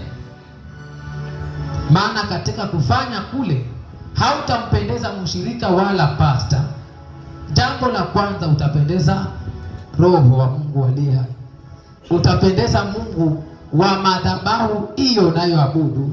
Huyo Mungu atafurahia unalolifanya. Asifiwe Yesu. Na anapofurahia unalolifanya automatically, ndipo hapo kuna vitu zinaitwa power za madhabahu, nguvu za madhabahu, ambao kwa lugha nyingine ni mafuta ya madhabahu. Huwa yanamwendea mtu, yana uwezo wa kukutafuta wewe hata usipoyaomba. Asifiwe Yesu. Si lazima useme na yaomba nichukue mafuta haya, si lazima. Tafuta mambo fulani uyatende ya kufurahisha madhabahu, anointing itakuja kwako spiritually bila hata kuiomba. Bwana asifiwe. Na kupatia mfano wake hiyo, mtu mmoja alikuwa na uhitaji katika maishani mwake, yeye na bwanake, miaka enda miaka rudi, hawana mtoto na nyumba ilikuwa njiani. Mtumishi wa Mungu Elisha na Gehazi wakawa wanapita hapo, wanaenda tu. Yule mtu akawastadi vizuri, akaona wao watu ni watu wa Mungu mtakatifu aliye hapa. Akamwambia bwanake, tuwatengenezee kitanda na meza na taa, watu hawa wanaopita hapo ni watakatifu wa Mungu. Wakawatengenezea hiyo nyumba hapo. Bwana Yesu asifiwe. Wakakaa hapo mpaka walipomaliza huduma tu. Elisha alimwambia Gehazi, atendewe nini mtu huyu? Unaona, kabla yeye mwenyewe hajasema nataka nini, anointing inamtafuta. Atendewe nini? Kwa sababu gani? Ametenda jambo la kuyeyusha anointing. Umepata vile unaja kung'ang'ana, tafuta vitu ufanye katika madhabahu ya Mungu. Kuna mafuta itakufuata tu ndani yako pole pole tu. Bwana Yesu asifiwe. Kaambiwa hapana, aombewe kazi kwa ufalme ama atendewe nini? Lakini Gehazi hapo ndo alijaribu kidogo. Katika yote hapo ndo alijaribu. Yule mwingine alikuwa kipofu haoni, lakini hapa ndo kidogo akaona hivi. Alafu baadaye asifiwe Yesu. Hapo ndo alisema bwana wangu, tangu tuingie pasi niona mtoto hapa. Hapa ndo aliongea kiutu uzima. Si kama kule kwingine. Nafuata sadaka mpaka ambazo huku tumbo unazifuata. Asifiwe Yesu. Tena narudi na akasema hapana, akaambia wakati ukienda roho yangu imefuatana na wewe.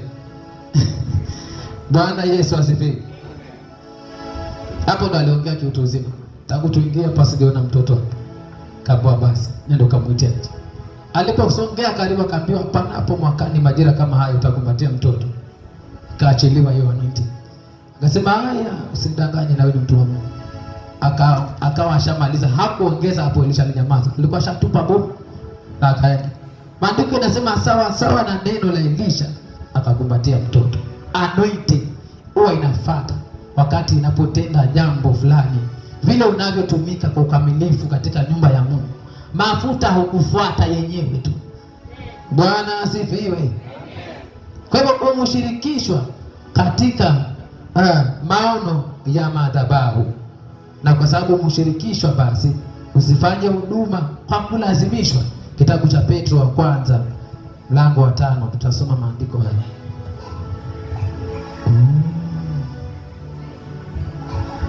Usifanye huduma kwa kulazimishwa. Petro wa kwanza mlango wa 5, soma mstari wa kwanza mpaka wa 3. Kuna maneno kadhaa hapa ambayo yanaongelewa. Paulo akasema hivi, Petro wa kwanza mlango wa 5 mstari wa kwanza mpaka wa 3.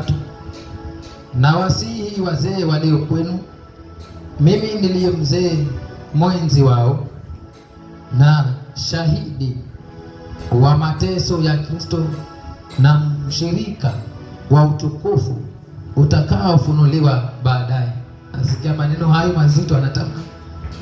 Anasema kwamba lichungeni kundi la Mungu lililo kwenu na kulisimamia, si kwa kulazimishwa, bali kwa hiari, kama Mungu atakavyo, si kwa kutaka fedha ya aibu, bali kwa moyo, wala si kama wajifanyao mabwana wa wale walio chini ya utunzaji wao, bali iweni vielelezo kwa lile kundi. Bwana Yesu asifiwe. Maandiko haya yanasema kwamba usifanye huduma katika chini ukiwa kiongozi, usilazimishwe. Na kwa lugha nyingine ni kwamba ukiwa mshapu katika lile kundi, kuna vitu vingine usingojee kutumwa wakati una macho unaona, unless hauna macho ugehazi. Bwana asifiwe. Usilazimishwe wala usisubiri kutumwa. Unafanya bila kulazimishwa, unafanya kwa hiari, unafanya kwa moyo mkunjufu. Kwa sababu gani tumeagizwa tufanye kwa hiari, kwa kujitolea na kwa moyo mkunjufu? Kwa sababu tunayemfanyia si mwanadamu, tunamfanyia Mungu. Bwana asifiwe. Na ukichukulia katika uongozi wako ya kwamba unamfanyia Mungu, utapewa thawabu na Mungu. Ukichukulia kwamba katika uongozi wako unafanyia pasta, utapata thawabu ya pasta. Na pasta hana thawabu, bali atakwambia asante, Mungu akubariki. Lakini Mungu mwenyewe, yeye thawabu yake ni kwamba kuna yale yanakutatiza, huyo Mungu hata kubali yakae kwako, atayang'oa. Bwana Yesu asifiwe. Hata kubali vile umejitoa kwa moyo ukimfanyia kazi, alafu abaki kwako wewe kunakuwa ni majanga matupu, na huku bado wewe ni kielelezo katika kumtumikia yeye. Mungu hapo ndo huona haya, yani aibu, akasema hapana. Hapo ndo gusa mkono wake kwa maisha yako, ndiposa ukaona kuna neema fulani imefunguka kwako. Bwana Yesu asifiwe. Kwa hivyo kwa njia nyingine ni kwamba ukiwa ukiongozi katika nyumba ya Mungu, vile vile umwanadamu na una mahitaji yako, lakini umeteuliwa kama kiongozi, ujue ya kwamba una mambo fulani uyafanye, na usipoyafanya ile hitaji unaloombewa kwa madhabahu litendeke kwako, lina uwezekano wewe mteuliwa, nawe una kazi zako umepewa na Mungu uzifanye kwenye ile madhabahu. Sasa ikiwa huzifanyi zile kazi, kuna uwezekano hata ikiwa madhabahu inakuombea utendewe muujiza, Mungu ana uwezo asikutendee. Kwa sababu gani? Tayari ashakutuma personal ufanye kazi fulani kwa madhabahu yake. Bwana asifiwe. Ndipo hapo utapata ni mchungaji anaomba lakini bado mtu atendewe. Kumbe yule mtu kuna vitu anatumwa na Mungu. Muulize mwenzako, unatumwa nini na Mungu wewe? Bwana Yesu asifiwe. Hii ni siri, utasema baadaye hapa. Kila mmoja atasema ukinyamaza shughuli zako. Asifiwe Yesu. Hapa ndio utasema angalau upate mwelekeo uende ukafanye. Yaani uwe hauna mashtaka ambayo inakushtaki mbele za Mungu. Mashtaka yanakuja na wapi? Madhabahu ya Mungu imefunga. Bwana mtendee mtu fulani jambo fulani. Bwana mtendee mtu fulani jambo fulani. Alafu Mungu katika roho anasema huyu mwanangu halitendei haki. Bwana Yesu asifiwe. Ngoja nikupatie mfano wa kitu nilikiona hapa wakati nikiombea vijana. Hata sijawaambia hayo maono. Nilipomuuliza Mungu kuhusu vijana, nikamwambia Mungu, mbona kuna vijana wengine wana muda mrefu sana? Kuna vijana wengine wamekomaa. Kuna vijana wengine mahali wamefikia. Mbona Bwana sivyo walivyo kulingana na umri wao? Nikamwoje Mungu yale maswali. Mwanangu, kuna ndoto nilionyeshwa, alafu kwenye ndoto nikaambiwa maana yake ni nini. Nikaambiwa kwamba nilionyeshwa picha fulani ya msichana ambaye alikuwa na mchumba na ameokoka, ameshika Mungu vizuri.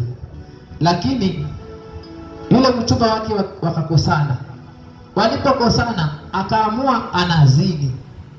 Anaingia kwenye kuzini kabisa. Kwa sababu amekosana na mchumba. Sasa anaamua kuzini.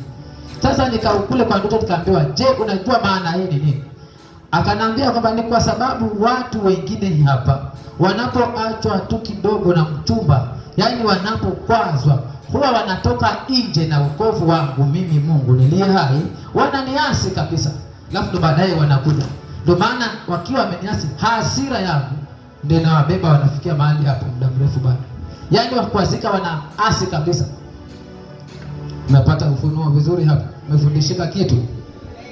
Nikaamka ndipo nikasema, nafikiri niliwaambia kuna mtu akiachwa na mchumba uzeni kabisa. Uzeni kabisa. Kumbe lile ovu ambalo alifanya huwa linasababisha Mungu kitambo arudi tena katika uhusiano wake na kuanza process ya kukutendea. Yaani kama alikuwa amefika level fulani kwa maisha yako akutendee, alafu umeasi, unarudishwa zero. Sasa inabidi ukianza kurudi tena unaanza yes Bwana, pengine ulikuwa umefika 90%. Bado 10% upate muujiza. Wewe ukateremka chini. Unarudi 0 point. Sasa ndipo naanza haleluya, Bwana nisaidie.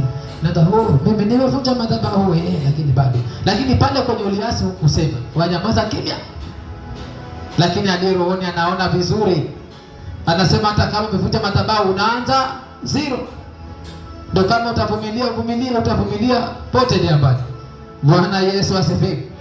Mbingu inakuwa na maamuzi. Sasa nikaweza kuonyeshwa mambo haya. Bwana Yesu asifiwe. Sasa ni kwamba kiongozi akiwa hatendi jambo, wito wa Mungu, kuna wito mwingine utachaguliwa na madhabahu. Kuna wito mwingine utasukumwa ndani yako na kuchoma fanya.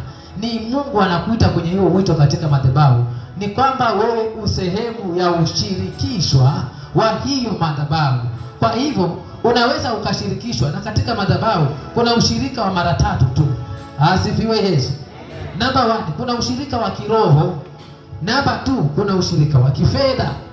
Namba 3, kuna ushirika wa mipangilio. Namba 1 ni ushirika wa kiroho ambao ni nini? Ni intercessors, uombezi. Namba 2 ni ushirika wa kifedha ambao huu unapambana na mambo dhahiri kama ununuzi wa vitu mbalimbali katika Kristo. Namba 3 ni mipangilio. Huu ni katika mipangilio, katika kutumika, katika kuhudumia. Kuna wengine hutaweza kufika kama mchungaji, lakini kuna mtu unapewa mzigo unaenda. Ni kwamba umeitwa kwenye wito huu. Nenda na miguu yote, ikiwezekana panda bodaboda na gari uende. Asifiwe Yesu. Kwa sababu umepewa hiyo. Mchungaji anaweza akasahau, wewe halisahauliki hapa. Limekanda. Umeitwa mwanangu kwenye wito huu. Fanya. Bwana asifiwe. Asifiwe Yesu. Na unapofanya hivyo, madhabahu ya Mungu inakuwa na utukufu mwingi kwako hivi. Unanipata vizuri? Bwana Yesu asifiwe. Hivyo mshirikishwa huyu wa namba 1 kiroho huwa anapewa mzigo wa kuombea jambo bila hata kushurutishwa. Ukifunga ukiombea madhabahu hivi unasikia amani. Usipofunga ukiombea mambo yako unasikia huduma haiendi. Paka ufunge uombee madhabahu ndio unasikia huduma inaenda vizuri. Ukisikia hivyo, ombea madhabahu miaka yote. Kwa sababu gani? Hayo yako Bwana atayatenda. Vile na jambo lingine ni kwamba vile unavyojiswitch kuombea madhabahu, huwa madhabahu ya Mungu nayo inasukuma kukuombea wewe. Hata anaweza kuwa kama anaombea jambo lingine, akaambia muombee wewe. Mara nyingi siwafichi wanangu. Mara nyingi upewa akazenu hapo. Nikaambia wiki hii chukua muombe ombee wewe. Ombee wewe hapa. Asifiwe Yesu. Bwana Yesu asifiwe. Sasa kuna ushirikisho wa kiroho. Mtu huyu anapambana na vitu za spiritual. Pengine kuna uvamizi ungetendeka pale, na pengine madhabahu yenyewe katika huu msingi, tangu nilipopata kufundisha mwanzilishi ule wa uongozi, si ndio? Bwana Yesu asifiwe. Musa akaitisha nini? Usaidizi, kwa sababu alisema kwamba ni mdhaifu wa maneno. Sasa pengine madhabahu ya Mungu haina lugha za kiroho, haina macho ya kiroho. Bwana asifiwe. Tunasemaje? Haina ile kukamata anga, kushika doria za kiroho ndio tunakuita kukamata anga. Lakini kwa lugha ya Kiswahili ni kushika doria za kiroho. Yaani uko hapa lakini unaona spiritually. Bwana Yesu asifiwe. Unaona mpaka pastor vile alivyokuonyesha mkono hivi na moto mtupu. Wengine hawaoni kitu, wanaona mikono na pete imevaliwa. Wewe unaona moto. Bwana Yesu asifiwe. Sasa ukiwa umeshirikishwa katika ushirika wa kiroho, tumikia Mungu, na ushirika huu huwa uko na vita vingi. Weza kwanza mpaka na wazee wa kanisa. Tazama mwenzako hapo. Mwambie funga mikanda. Mwimbaji mmoja akasema funga mikanda. Pambana funga mikanda. Pambana funga mikanda. Pambana vitani vyake Bwana. Yaani ukiwa umeitwa kiroho, hakuna jambo lingine linakuwa dangerous kama umeshirikishwa ushirika wa madhabahu kiroho. Kwa sababu yale utakayopambana nayo, namba 1 ni maroho ya kuregesha mishale. Asifiwe Yesu. Pastor akitangaza tuna ibada fulani, unasikia moyoni mwako unaambiwa kwenye hii ibada mwanangu, enda siku 2 kavu ukiombea ibada.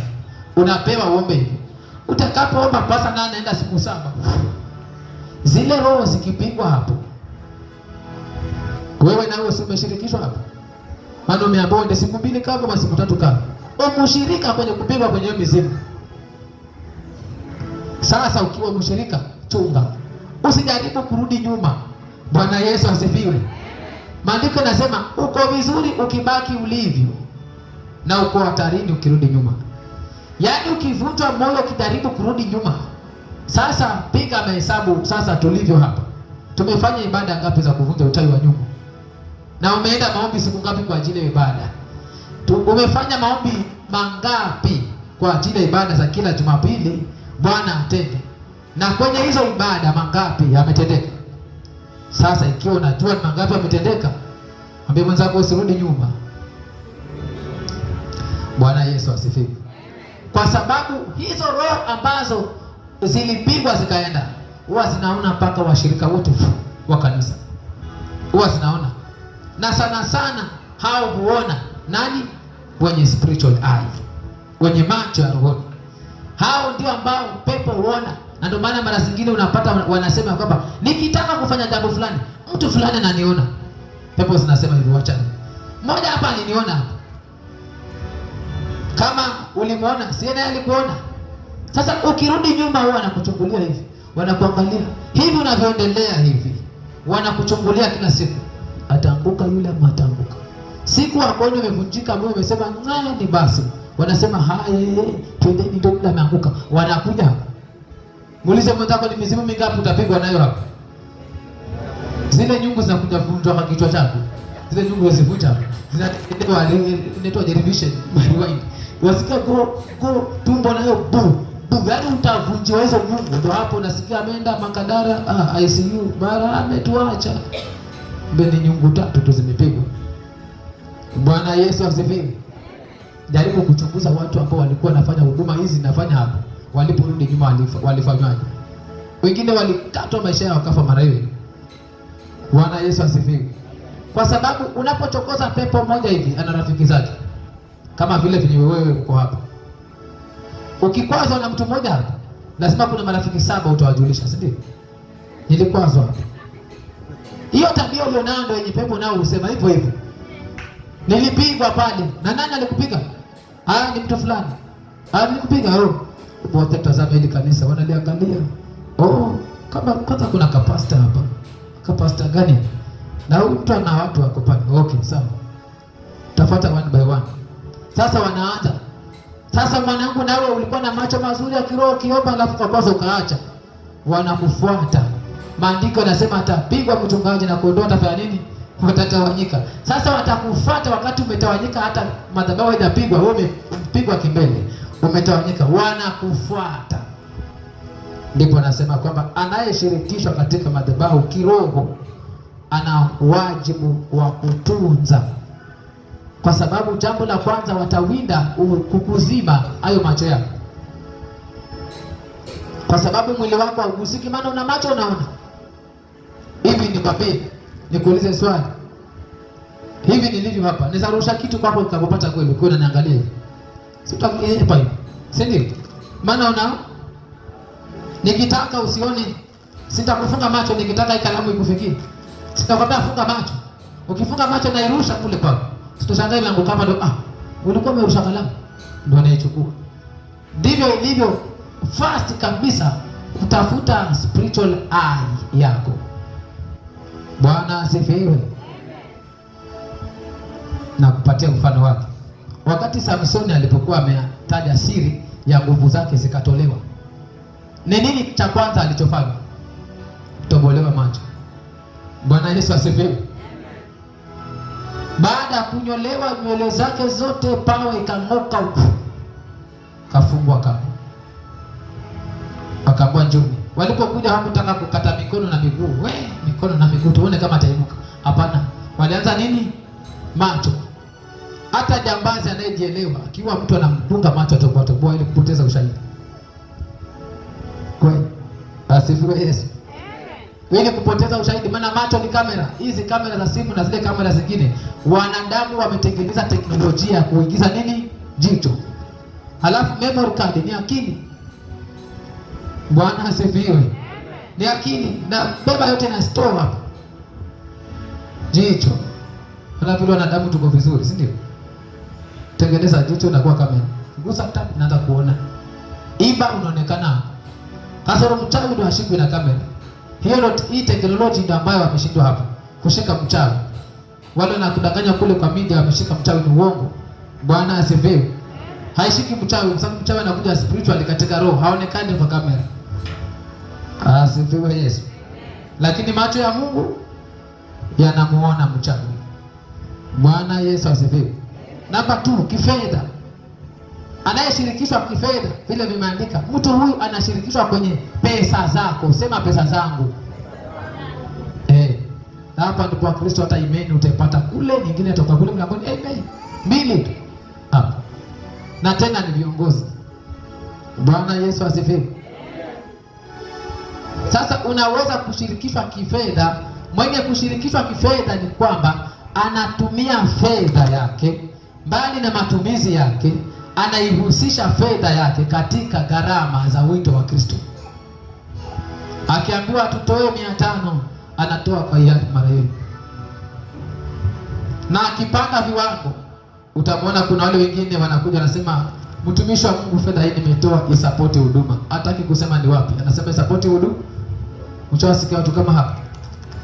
Nishatumiwa fedha na mtu kama huyo kutoka mbali, hajawahi niona, lakini mzazi wake amewahi kuniona na nikiomba na yeye akiwa mbali nchi ya nje Canada, lakini akamwambia mamake mzazi, na kutumia hii fedha mpe mtumishi wa Mungu isapoti huduma.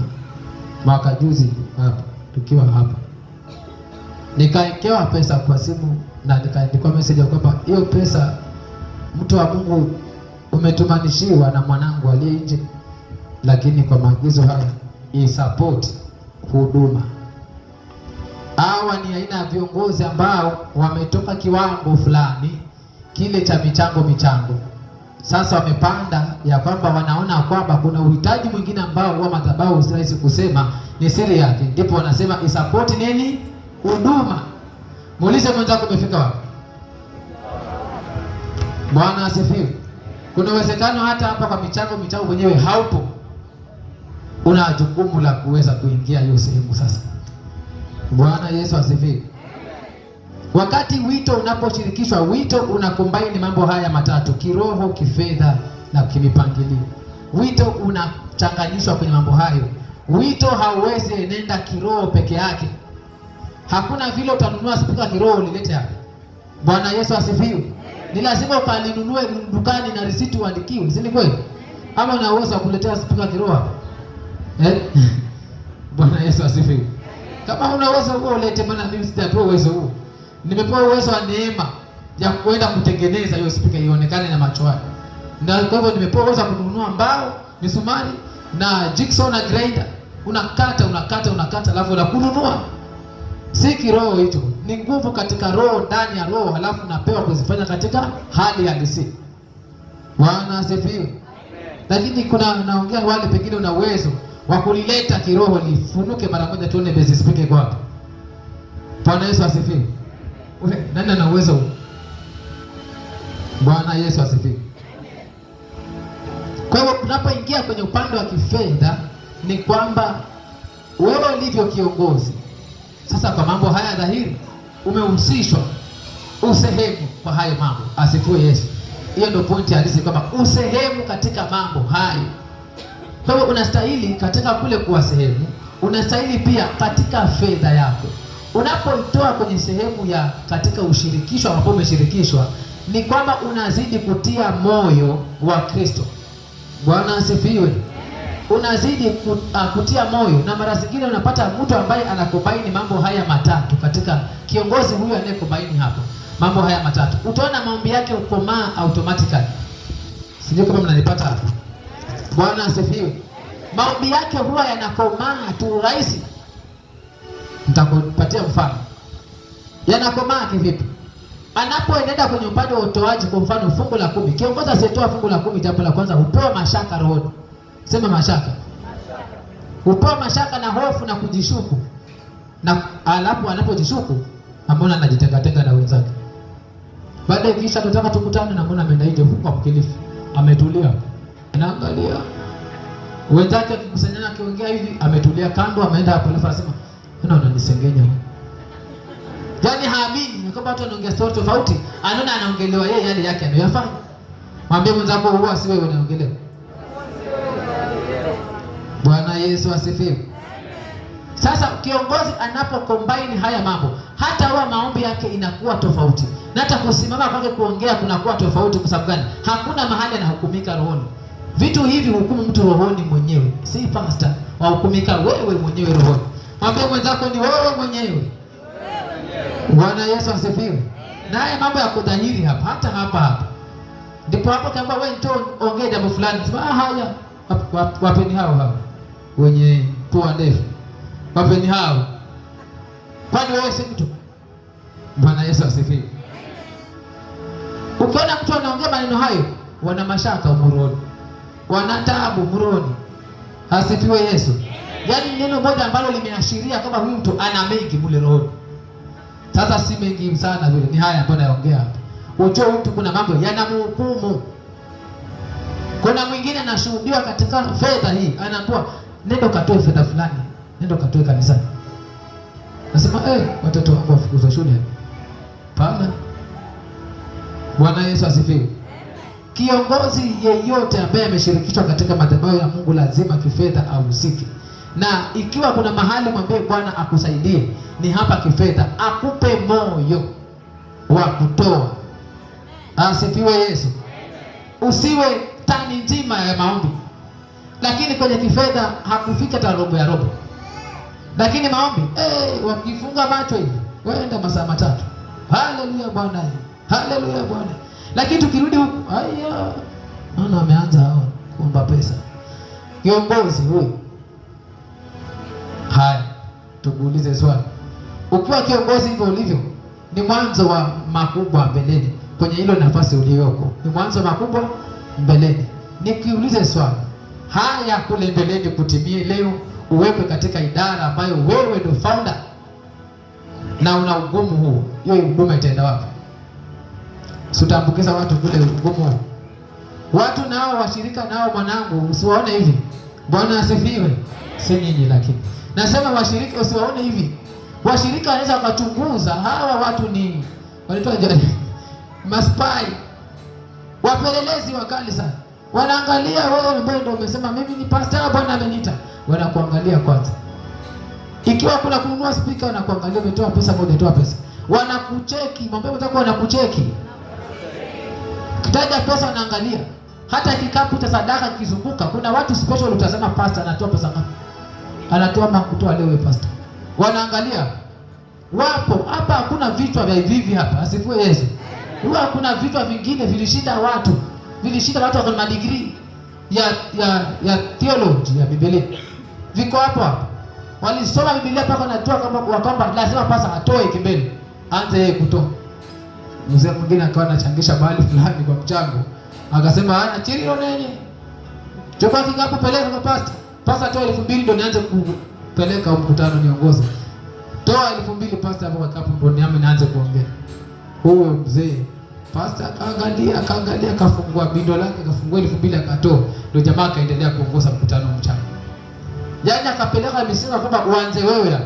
Sio uketi na makoti makubwa makubwa hapa alafu sisi ndio tutoe pesa. Bwana Yesu asifiwe. Watu waongea haya mambo rohoni, wewe si tu. Sasa mwanangu, siku hiyo ni wewe umepelekwa yale yaliyo mbeleni. Na huku haukuvunja ile mbegu, ile roho haukuivunja. Ndio maana unapata kuna makanisa mengine yanang'ang'ana. Tuliweka muziki hapa. Tukaweka jukwaa hapa. Muziki ukatwanga kwa crusade. Jukwaa tukaweka. Wajua kilichofuata ni nini? Removed kwa group. Kwa sababu gani? Hawajawahi weka crusade na jukwaa. Asifiwe Yesu. Hawajawahi fanya mambo kama haya. Alafu anaona nakuja wapi? Huyu sasa anaona toa kwenye group. Tolewa mara hiyo. Hiyo ni kama walisumbuka na wivu. Bwana Yesu asifiwe. Sasa kwenye uongozi utapambana na mambo haya. Na ni kwamba usipokuwa na kujitolea wewe mwenyewe kwanza, kanisa litazoroteka. Hao wanafanya wanatoa kwa grupu kwa sababu gani? Waliangalia tangu waweke crusade hawajawahi weka jukwaa. Wameng'ang'ana hawaweki, lakini wewe umeweka. Mara ya kwanza uliomba speaker, leo haujaomba speaker. Huyu bwana anaenda wapi huyu? Sasa hilo jambo linatatiza rohoni. Wanakosa kuelewa ya kwamba, asifiwe Yesu. Wanakosa kuelewa ya kwamba kila kitu kuanza katika ndani ya kiongozi. Bwana Yesu asifiwe. Sasa ndipo hapo na wewe mwanangu utapata watu kama hao katika kanisa wanakuchunguza hivi. Uanze wewe bila sisi tuendelee. Wanaweza wasitoe kwa sababu hajaona ukitoa. Kama ukiwa kiongozi uwe kwanza kutoa. Mambo yako uwe kielelezo. Maandiko yamesema kielelezo cha mema, lakini ili wale unaoongoza waige maneno yako, mavazi yako, tabia yako, maongezi yako, wayaige. Yawe yanaweza yakaigwa. Elisha alimwambia Elia kwamba natamani roho yako mara mbili. Sijui kama wewe unatamani roho ya mwenzako hapa. Huyo jirani yako, unatamani upewe roho yake kweli? Asifiwe Yesu. Maana huyu hawakuwa malaika, hawa walikuwa wanadamu. Akamani pe roho yako mara mbili. Unaweza kutamani roho ya huyo jirani yako aliye mkono wa left. Unaweza tamani kubeba roho yake. Hatuwezi hata robo.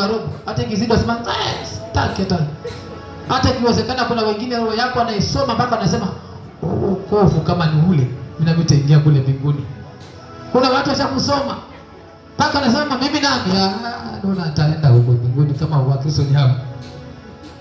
Wamekuona. Bwana Yesu asifiwe. Hivyo lazima uwe kielelezo. Kama kuandika uandike, kiongozi lazima awe kielelezo, awe mfano wa mema, mfano wa mengi, uwe mifano ya kuigika, uwe chumvi njema ya kukolea. Chumvi huwa tamu kwenye mboga. Huwezi kunywa supu ya marondo bila haina chumvi. Na ikiwekwa chumvi hapo inakuwa tamu. Na mwingine inakuwa pilipili pale, inawasha kidogo, watu watoe kidogo. Asifiwe Yesu. Sasa ni lazima uwe chumvi njema ya kukolea. Sijui kama wewe unakolea kule kwa wengine ama wamekusikia. Bwana Yesu asifiwe. Umekolea ama wamekusikia? Unanipata vizuri? Bwana Yesu asifiwe. Uwe chumvi njema. Na unapokuwa kiongozi bora katika kanisa, ile roho uwe inaenda nawe mpaka kwa ndoa yako, mpaka kwa maisha yako, mpaka kwa jamii yako. Huwa inakubeba na watu watakuona kama huyu mtu amekuwa mtu mzuri. Kuna wakati sikuwa pastor. Kazini kuna vile nilikuwa nabebwa. Bwana Yesu asifiwe. Kazini kuna vile nilikuwa nabebwa. Na nilipokuja kuwa pastor, kuna vile watu walinibeba mpaka leo. Na wakazidi kunibeba tofauti. Kila kuchao kuna panda zaidi. Kuna Wahindi walikuwa kiniona wananileta juu hata sija kufanya lolote. Unasikia jenga yale. Kuisha kwenda wapi? Onekana kuna kazi nafanya hii. Chomba tatupa nje. Walikuwa hata kabla niongelesha tena na matukano juu. Kuna msemo ulikuwa unaitwa pale, ukitaja hilo jina utashangaa. Huitwi na jina lako. Naitwa na jina la matusi. Lakini kuna wakati ulifika, asifiwe Yesu. Kuna wakati ulifika sasa, wakiona wanasema habari mtumishi.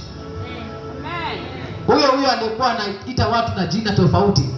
Nilipoitwa na Bwana hapa, hajawahi niita jina hilo mpaka leo. Lakini kuna watu waita, "Kuja wewe shoka hiyo." Kuja. Anaita watu hivi. Lakini mimi hajawahi niita hilo neno hata siku moja. Bwana Yesu asifiwe. Kwa sababu gani? Kuna utofautishano ambao ulitofautishwa kiroho, ukatolewa katika maeneo fulani na ukawekwa kwenye maeneo fulani na ukafiti kwenye yale maeneo mpaka ukawa na mtazamo kwamba huyu mtu anastahili kupewa jina hili. Ndio maana kwa Biblia kuna nabii Yeremia, kuna mtu aliitwa Musa na kuna mtu aliitwa na mtu wa Mungu. Nani huyu? Elia na Elisha. Na mtu wa Mungu Elisha, na mtu wa Mungu Elia. Maana ya mtu wa Mungu amedescribiwa kuonekana hii product ni ya mbinguni, si ya dunia. Amen. Ndio napewa jina, unaitwa mtumishi wa Mungu.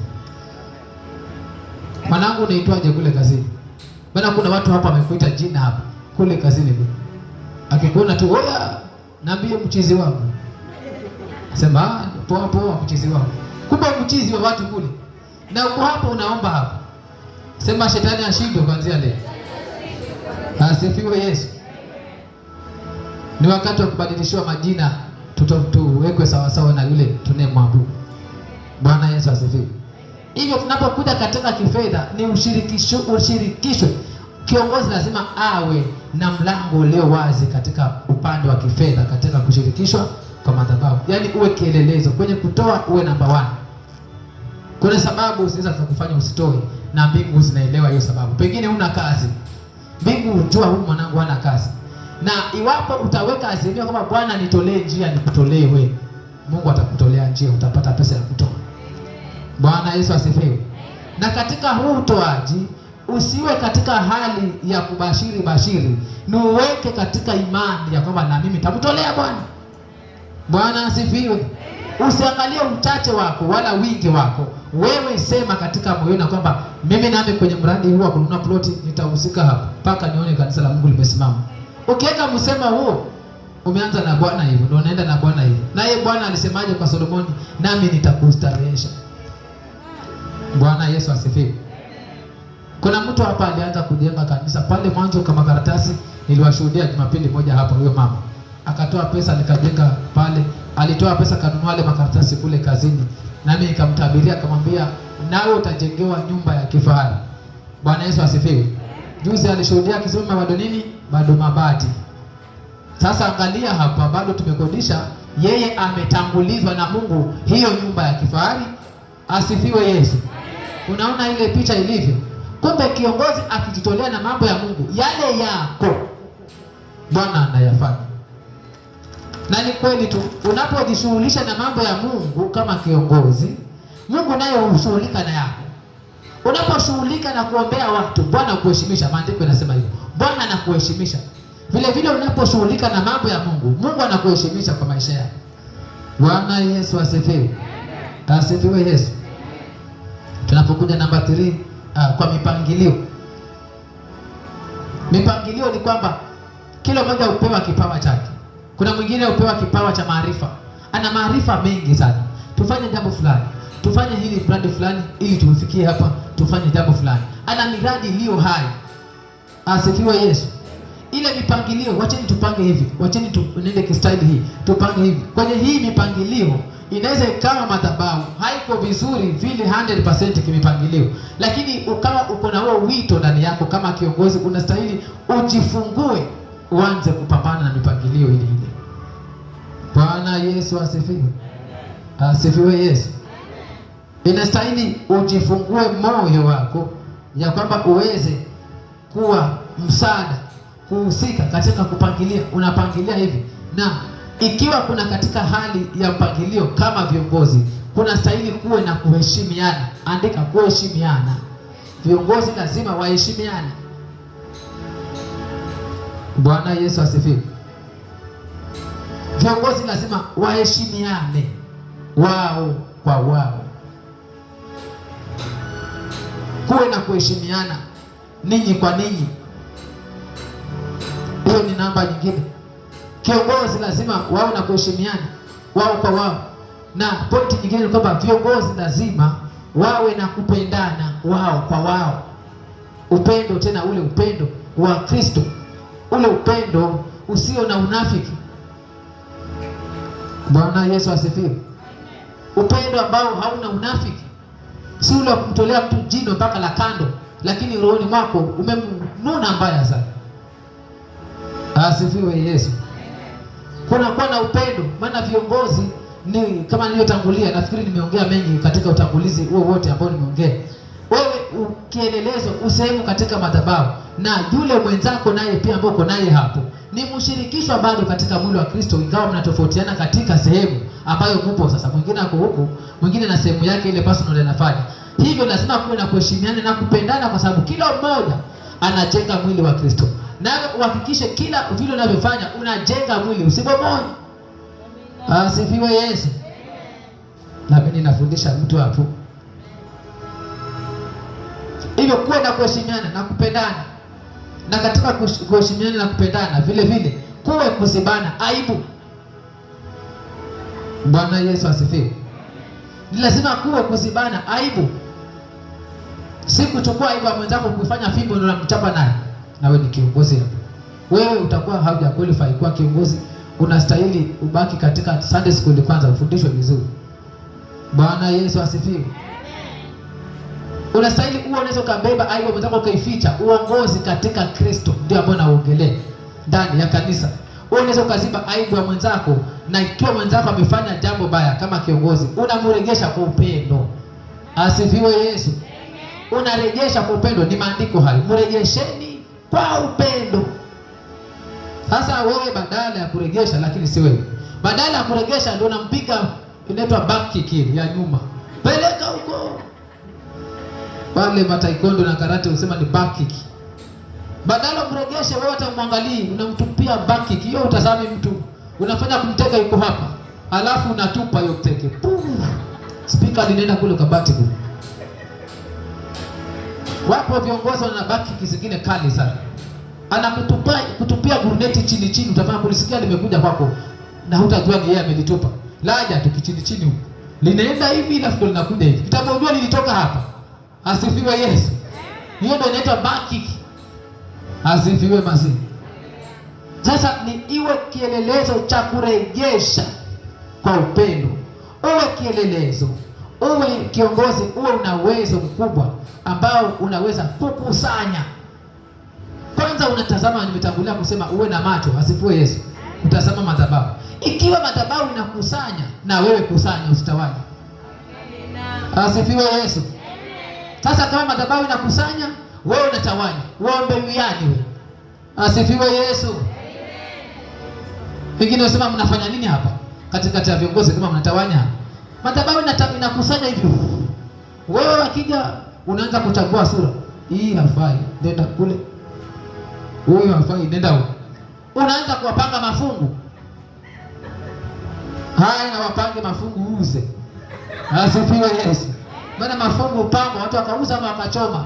Wengine wasema wanaunga maiwi, wanachoma. Haya, kusanya. Alafu uchome. Kimaliza kuchoma, fungua Biblia utusomee neno nasemaje, kile umekifanya. Bwana Yesu asifiwe. Kwa hivyo unakuwa kiongozi, unakusanya, na unapojifunza kukusanya katika nyumba ya Mungu, utajipata nyumba yako pia na wewe inakusanya. Unaweza ukaona tawanya hapa, Mungu naye akatawanya watoto wako na bwanako. Wale hawakutii, maana unatawanya kule kwenye nyumba ya Mungu. Bwana nani alipiza kwa nyumba yako? Ukiongea mtoto wako na kujilia juu mbaya sana. Kwa sababu gani? Amebeba mbegu ya kule kanisani, imeingia ndani yake. Ya yule mzee ambaye kichwa ngumu kanisani, inakuwa transferred kwa mtoto wako. Unamwona mtoto anakuleta juu hapa. Mama nao usinisumbue. Bwana anisumbua wewe. Wanangu hawanitii. Maana hapo ulitawanya hapa 10 wakaenda. Tazama mtu wako. Asifiwe Yesu. Kwa hivyo unakuwa kielelezo, unakuwa kukusanya. Bwana Yesu asifiwe. Na kama si huduma yako ya kukusanya, fanya ile yako ambayo ni yako. Ikiwa una udhaifu, maana unaweza ukawa unatawanya, kumbe ni udhaifu wako. Sasa kiongozi, first ujue udhaifu wako. Musa alijua kabisa mimi na shida ya kuongea, akapewa Haruni. Kama ukijijua na udhaifu wako, mwambie Bwana akupe Haruni. Asifiwe Yesu. Ni amina hiyo. Ukijua na madhaifu fulani, najua hapa nitakuwa sawa tu, mwambie Bwana nipe Haruni. Upewe Haruni. Usipewe Gehazi, atakuburuta kwenye uongozi wa wedding. Apeleka maono hivi, anapeleka hivi. Na wapo hapo magongana hapo kwenye viongozi hapo. Magongana. Mmoja akisema tununue tairi, mmoja akisema hapana tununue panga. Ili wakati hiyo tairi. Asifiwe Yesu. Gari itaenda hapo tairi kikatu? Haiendi. Sasa ni vizuri katika uongozi, chunguza wa manabii wa Mungu katika Biblia. Ndio maana nimekuanzia Musa na Haruni, Joshua na Caleb. Walipewa wawili, na baada hao kumaliza wito wa Mungu, kule mbele ndio kulikuja wengine ambao hawakuwa wawili. Soma Biblia vizuri utaona. Bwana Yesu asifiwe. Lakini katika ile foundation, misingi ya kupeleka watu katika mahali pema, waliitwa wawili. Na kila mmoja alifiti mwenzake. Sijui wewe kama unafiti na ule mwenzako ama. Viongozi wawili na mpatani rohoni nawe hata. Bwana Yesu asifiwe. Atoka bosho ni nguo moja hapa. Yaani utajiburuta kushona hiyo nguo. Visababu tu, sina pesa, kumbe hutaki kushona na ule mwenzako. Patie mtu haifa hapo, mwambie tumechangamka hivi. Patie haifa hata kama hataki. Asifiwe Yesu. Mkiwa viongozi mmeletwa pamoja katika unganisho la kiroho na katika mwili huu. Uwe unaweza leo ukaketi na kiongozi huyu mwenzako kapiga story, na uwe baada ya dakika 5 unaweza ukaketi na huyu kapiga story. Uwe unaweza ukaingiliana na yeyote. Wewe umefanywa nini? Universal charger. Asifiwe Yesu. Ama universal remote. Ikija TV ya digital ya Sony unawasha, Sanyo unawasha, LG unawasha. Umenipata vizuri?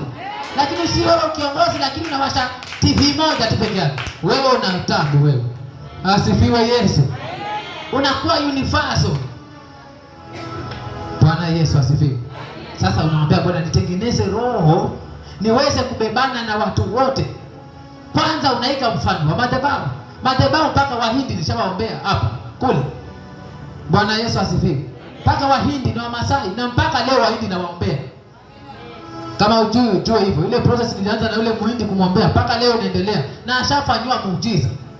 Bwana Yesu asifiwe. Ashafanywa muujiza. Akaja kule mahali akaja kanipa. Ani alikuja hapo nenda akanitafuta. Akauliza where is pastor? Akaambiwa ako next section. Akaja mpaka hapo. Alinihagi mbele ya watu last week but one. Hivi. Asifiwe Yesu. Akanihagi watu wakaangalia, tangu lini yule akapatana? Nikamwambia mroni Mungu akasema hamjui. Hamjui. Yesu ndiye anajua haya. Asifiwe Yesu. Na akatabasamu akaniongelesha vizuri, tukaongea tukamaliza. Akahuko anaweka mkono mfukoni tu, baada ya kuongea akanioshia mkono akanipa, kanambia this is lunch. Go and eat. Akanipa lunch tena nzito. Hapo mtako nzito. Hapo shatoa lunch nzito kweli. Asifiwe Yesu. Kasema nenda ukale, kanywe. Nataka nikuone ukiwa mkubwa hivi. Nikamwambia haya, Mungu akubariki. Ndio akaenda kule sasa akamaliza kuweka mashine zingine zilikuwa zimeletwa. Akaenda akamaliza kuweka. Alipokuwa anatoka jioni akanitafuta nikawa nimeondoka, akanitext WhatsApp. Ana ushuhuda ndio maana akioniona ananikubatia hivi. Bwana Yesu asifiwe. Hivyo ndio nasema katika kiongozi unakuwa katika kuingiliana. Nawe unaiga mfano huo wa kutengeneza moyo uingiliane. Na nashukuru Mungu wanafunzi wa Yesu walikuwa wanyenyekevu. Alipokuwa Yesu ana challenge na maneno hivi, walimwambia Bwana tuongezee imani. Asifiwe Yesu. Walikuwa na unyenyekevu wa kujua hapana, jambo hili hatuna la kufanya nini, Bwana tuongezee imani. Hivi ndio Mungu akupe roho ya unyenyekevu hivi. Ukikemewa hivi unasema Bwana niongezee imani. Utajipata kesho umepewa uwezo wa kutambaa katika hiyo anga hiyo ambayo ulikuwa huiwezi. Bwana Yesu asifiwe. Hii ndio maana ya viongozi. Viongozi ni backup ya madhabahu. Andika hiyo point hapo. Viongozi ni washikiliaji wa madhabahu. Viongozi wa kanisa ni washikiliaji wa madhabahu. Wanashikililia madhabahu. Asifiwe Yesu. Kuna wengine huwa mnapewa mzigo mpaka wa kuangalia kundi la Sunday school, na hata wewe si mwalimu wa Sunday school, lakini unapewa mzigo wa kuhakikisha watoto wa Sunday school wanakuaje. Unapopewa mzigo huo ni Bwana amekuita. Toka na mapema kaangalia watoto wanaendeleaje kule nje.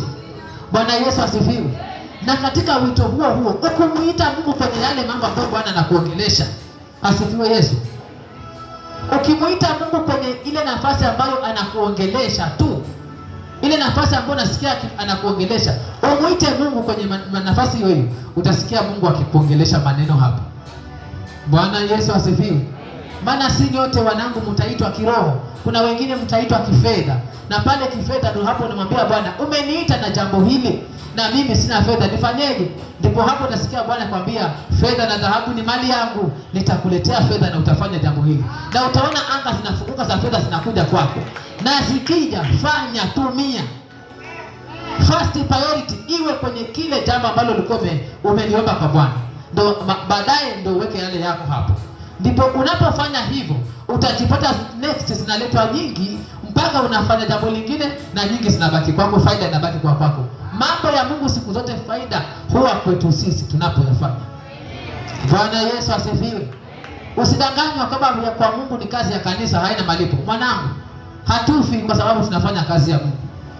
Na kuna wengine wanakufa ghafla moja. Limekufa hata bila ugonjwa wote. Kwa sababu gani? Ni bure mbele za Mungu. Hawana faida.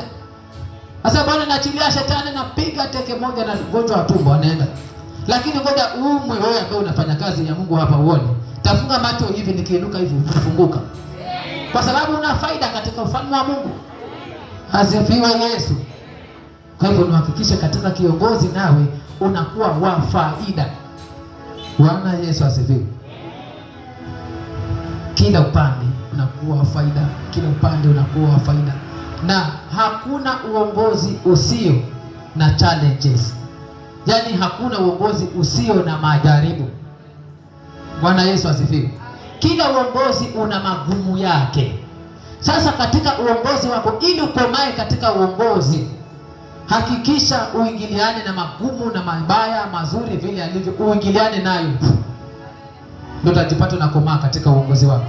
Yaani usiogope mabaya. Bwana asifiwe. Asifiwe Yesu. Usiogope mabaya, usiogope gharama. Kiongozi anayeogopa gharama, huyo anabaki na kanisa la makuti mpaka Yesu aje. Ndio maana niliambia pastor mwingine nikamwambia, unasema mimi nimeshikiliwa na Mother Church. Sasa nisikize vizuri hapa. Nikamwambia hata shilingi, hata kiti, hata shilingi 5 yao hakuna ambaye nisaidia hata kidogo hivi. Na hivi unavyoniona nimekuja kwa banki hapa kutoa pesa nikanunue speaker itengenezwe. Nikamwambia na wewe umekuja kutoa mshahara, chukua mshahara wako kanunue speaker. Ndio huo umeitwa vizuri. Asifiwe Yesu. Akaniangalia akaniambia, naona wakati ule ulikuwa kijana lakini sasa umekuwa bishop. Hivyo ndio alivyoniambia. Umekuwa bishop sasa. Nikamwambia ndio hivyo. Kwa hivyo usiende ukisema nasaidiwa. Nasaidiwa na Yesu amenipa watu ndio tunaenda na wao, na Mungu amenipa neema hivyo hivyo tu. Bwana Yesu asifiwe. Kwa hivyo ni heri ya kwamba uongozi usiogope gharama. Kwa sababu gani usiogope gharama? Fedha zinaletwa na Mungu, si wewe. Bwana ndiye aletaye. Usije ukasema sitatoa maana fedha zangu zitaisha. Si ni zako hizo. Ngoja Bwana akiingilia kati. Tajua ni zako ama ni za Bwana. Asifiwe Yesu. Kiongozi ni yule anayehesabu ya kwamba chochote ninachokipata nimekipewa na Bwana. Kwa hivyo nitakitumia na Bwana. Ndipo hapo utamuita Mungu kwenye matatizo yako, katikati ya familia yako, atakuitikia kwa sababu hata ulichopewa na Bwana ulikitumia na Bwana. Mama yangu nisio nasemaje, umekula umejifanya pasta na bishop ukateketeza ukala wewe. Kesho yake matatizo yameanza. Maana ulinunua sukuma ukawakisha jiko la makaa mpaka likawaka na pesa za fungu la 10. Likawaka jiko la makaa, ukaweka sufuria mpaka maji yakachemka, ama mafuta yenyewe ukakaranga mwenyewe. Asifiwe Yesu. Ukanunua kitunguu kwa karanga na fungu la 10. Vya harufu bui tomato. Vya ukeka maji ukafry vizuri, ukeka samaki ukala bui. Fungu lako likishuka hapa, Bwana ndo ajuaye. Mwambie wenzako Bwana ndo ajuaye. Hapo ndo naona wengine wanabisha ile chumba cha siri kule. Kila dakika 5 chooni, dakika 5 chooni. Maana amekula fungu la 10. Asifiwe Yesu. Maana hafiliki. Sasa kiongozi ndio unaweza kubeba imani ya Bwana kwamba ni ya Bwana yote. Bwana Yesu asifiwe. Fungua na kitabu kile cha Petro kwanza bado. Alafu tutaenda hapo kidogo tumalize kidogo, alafu tuwe break kidogo. Tuwe break kidogo alafu tuje tuendelee na hilo neno.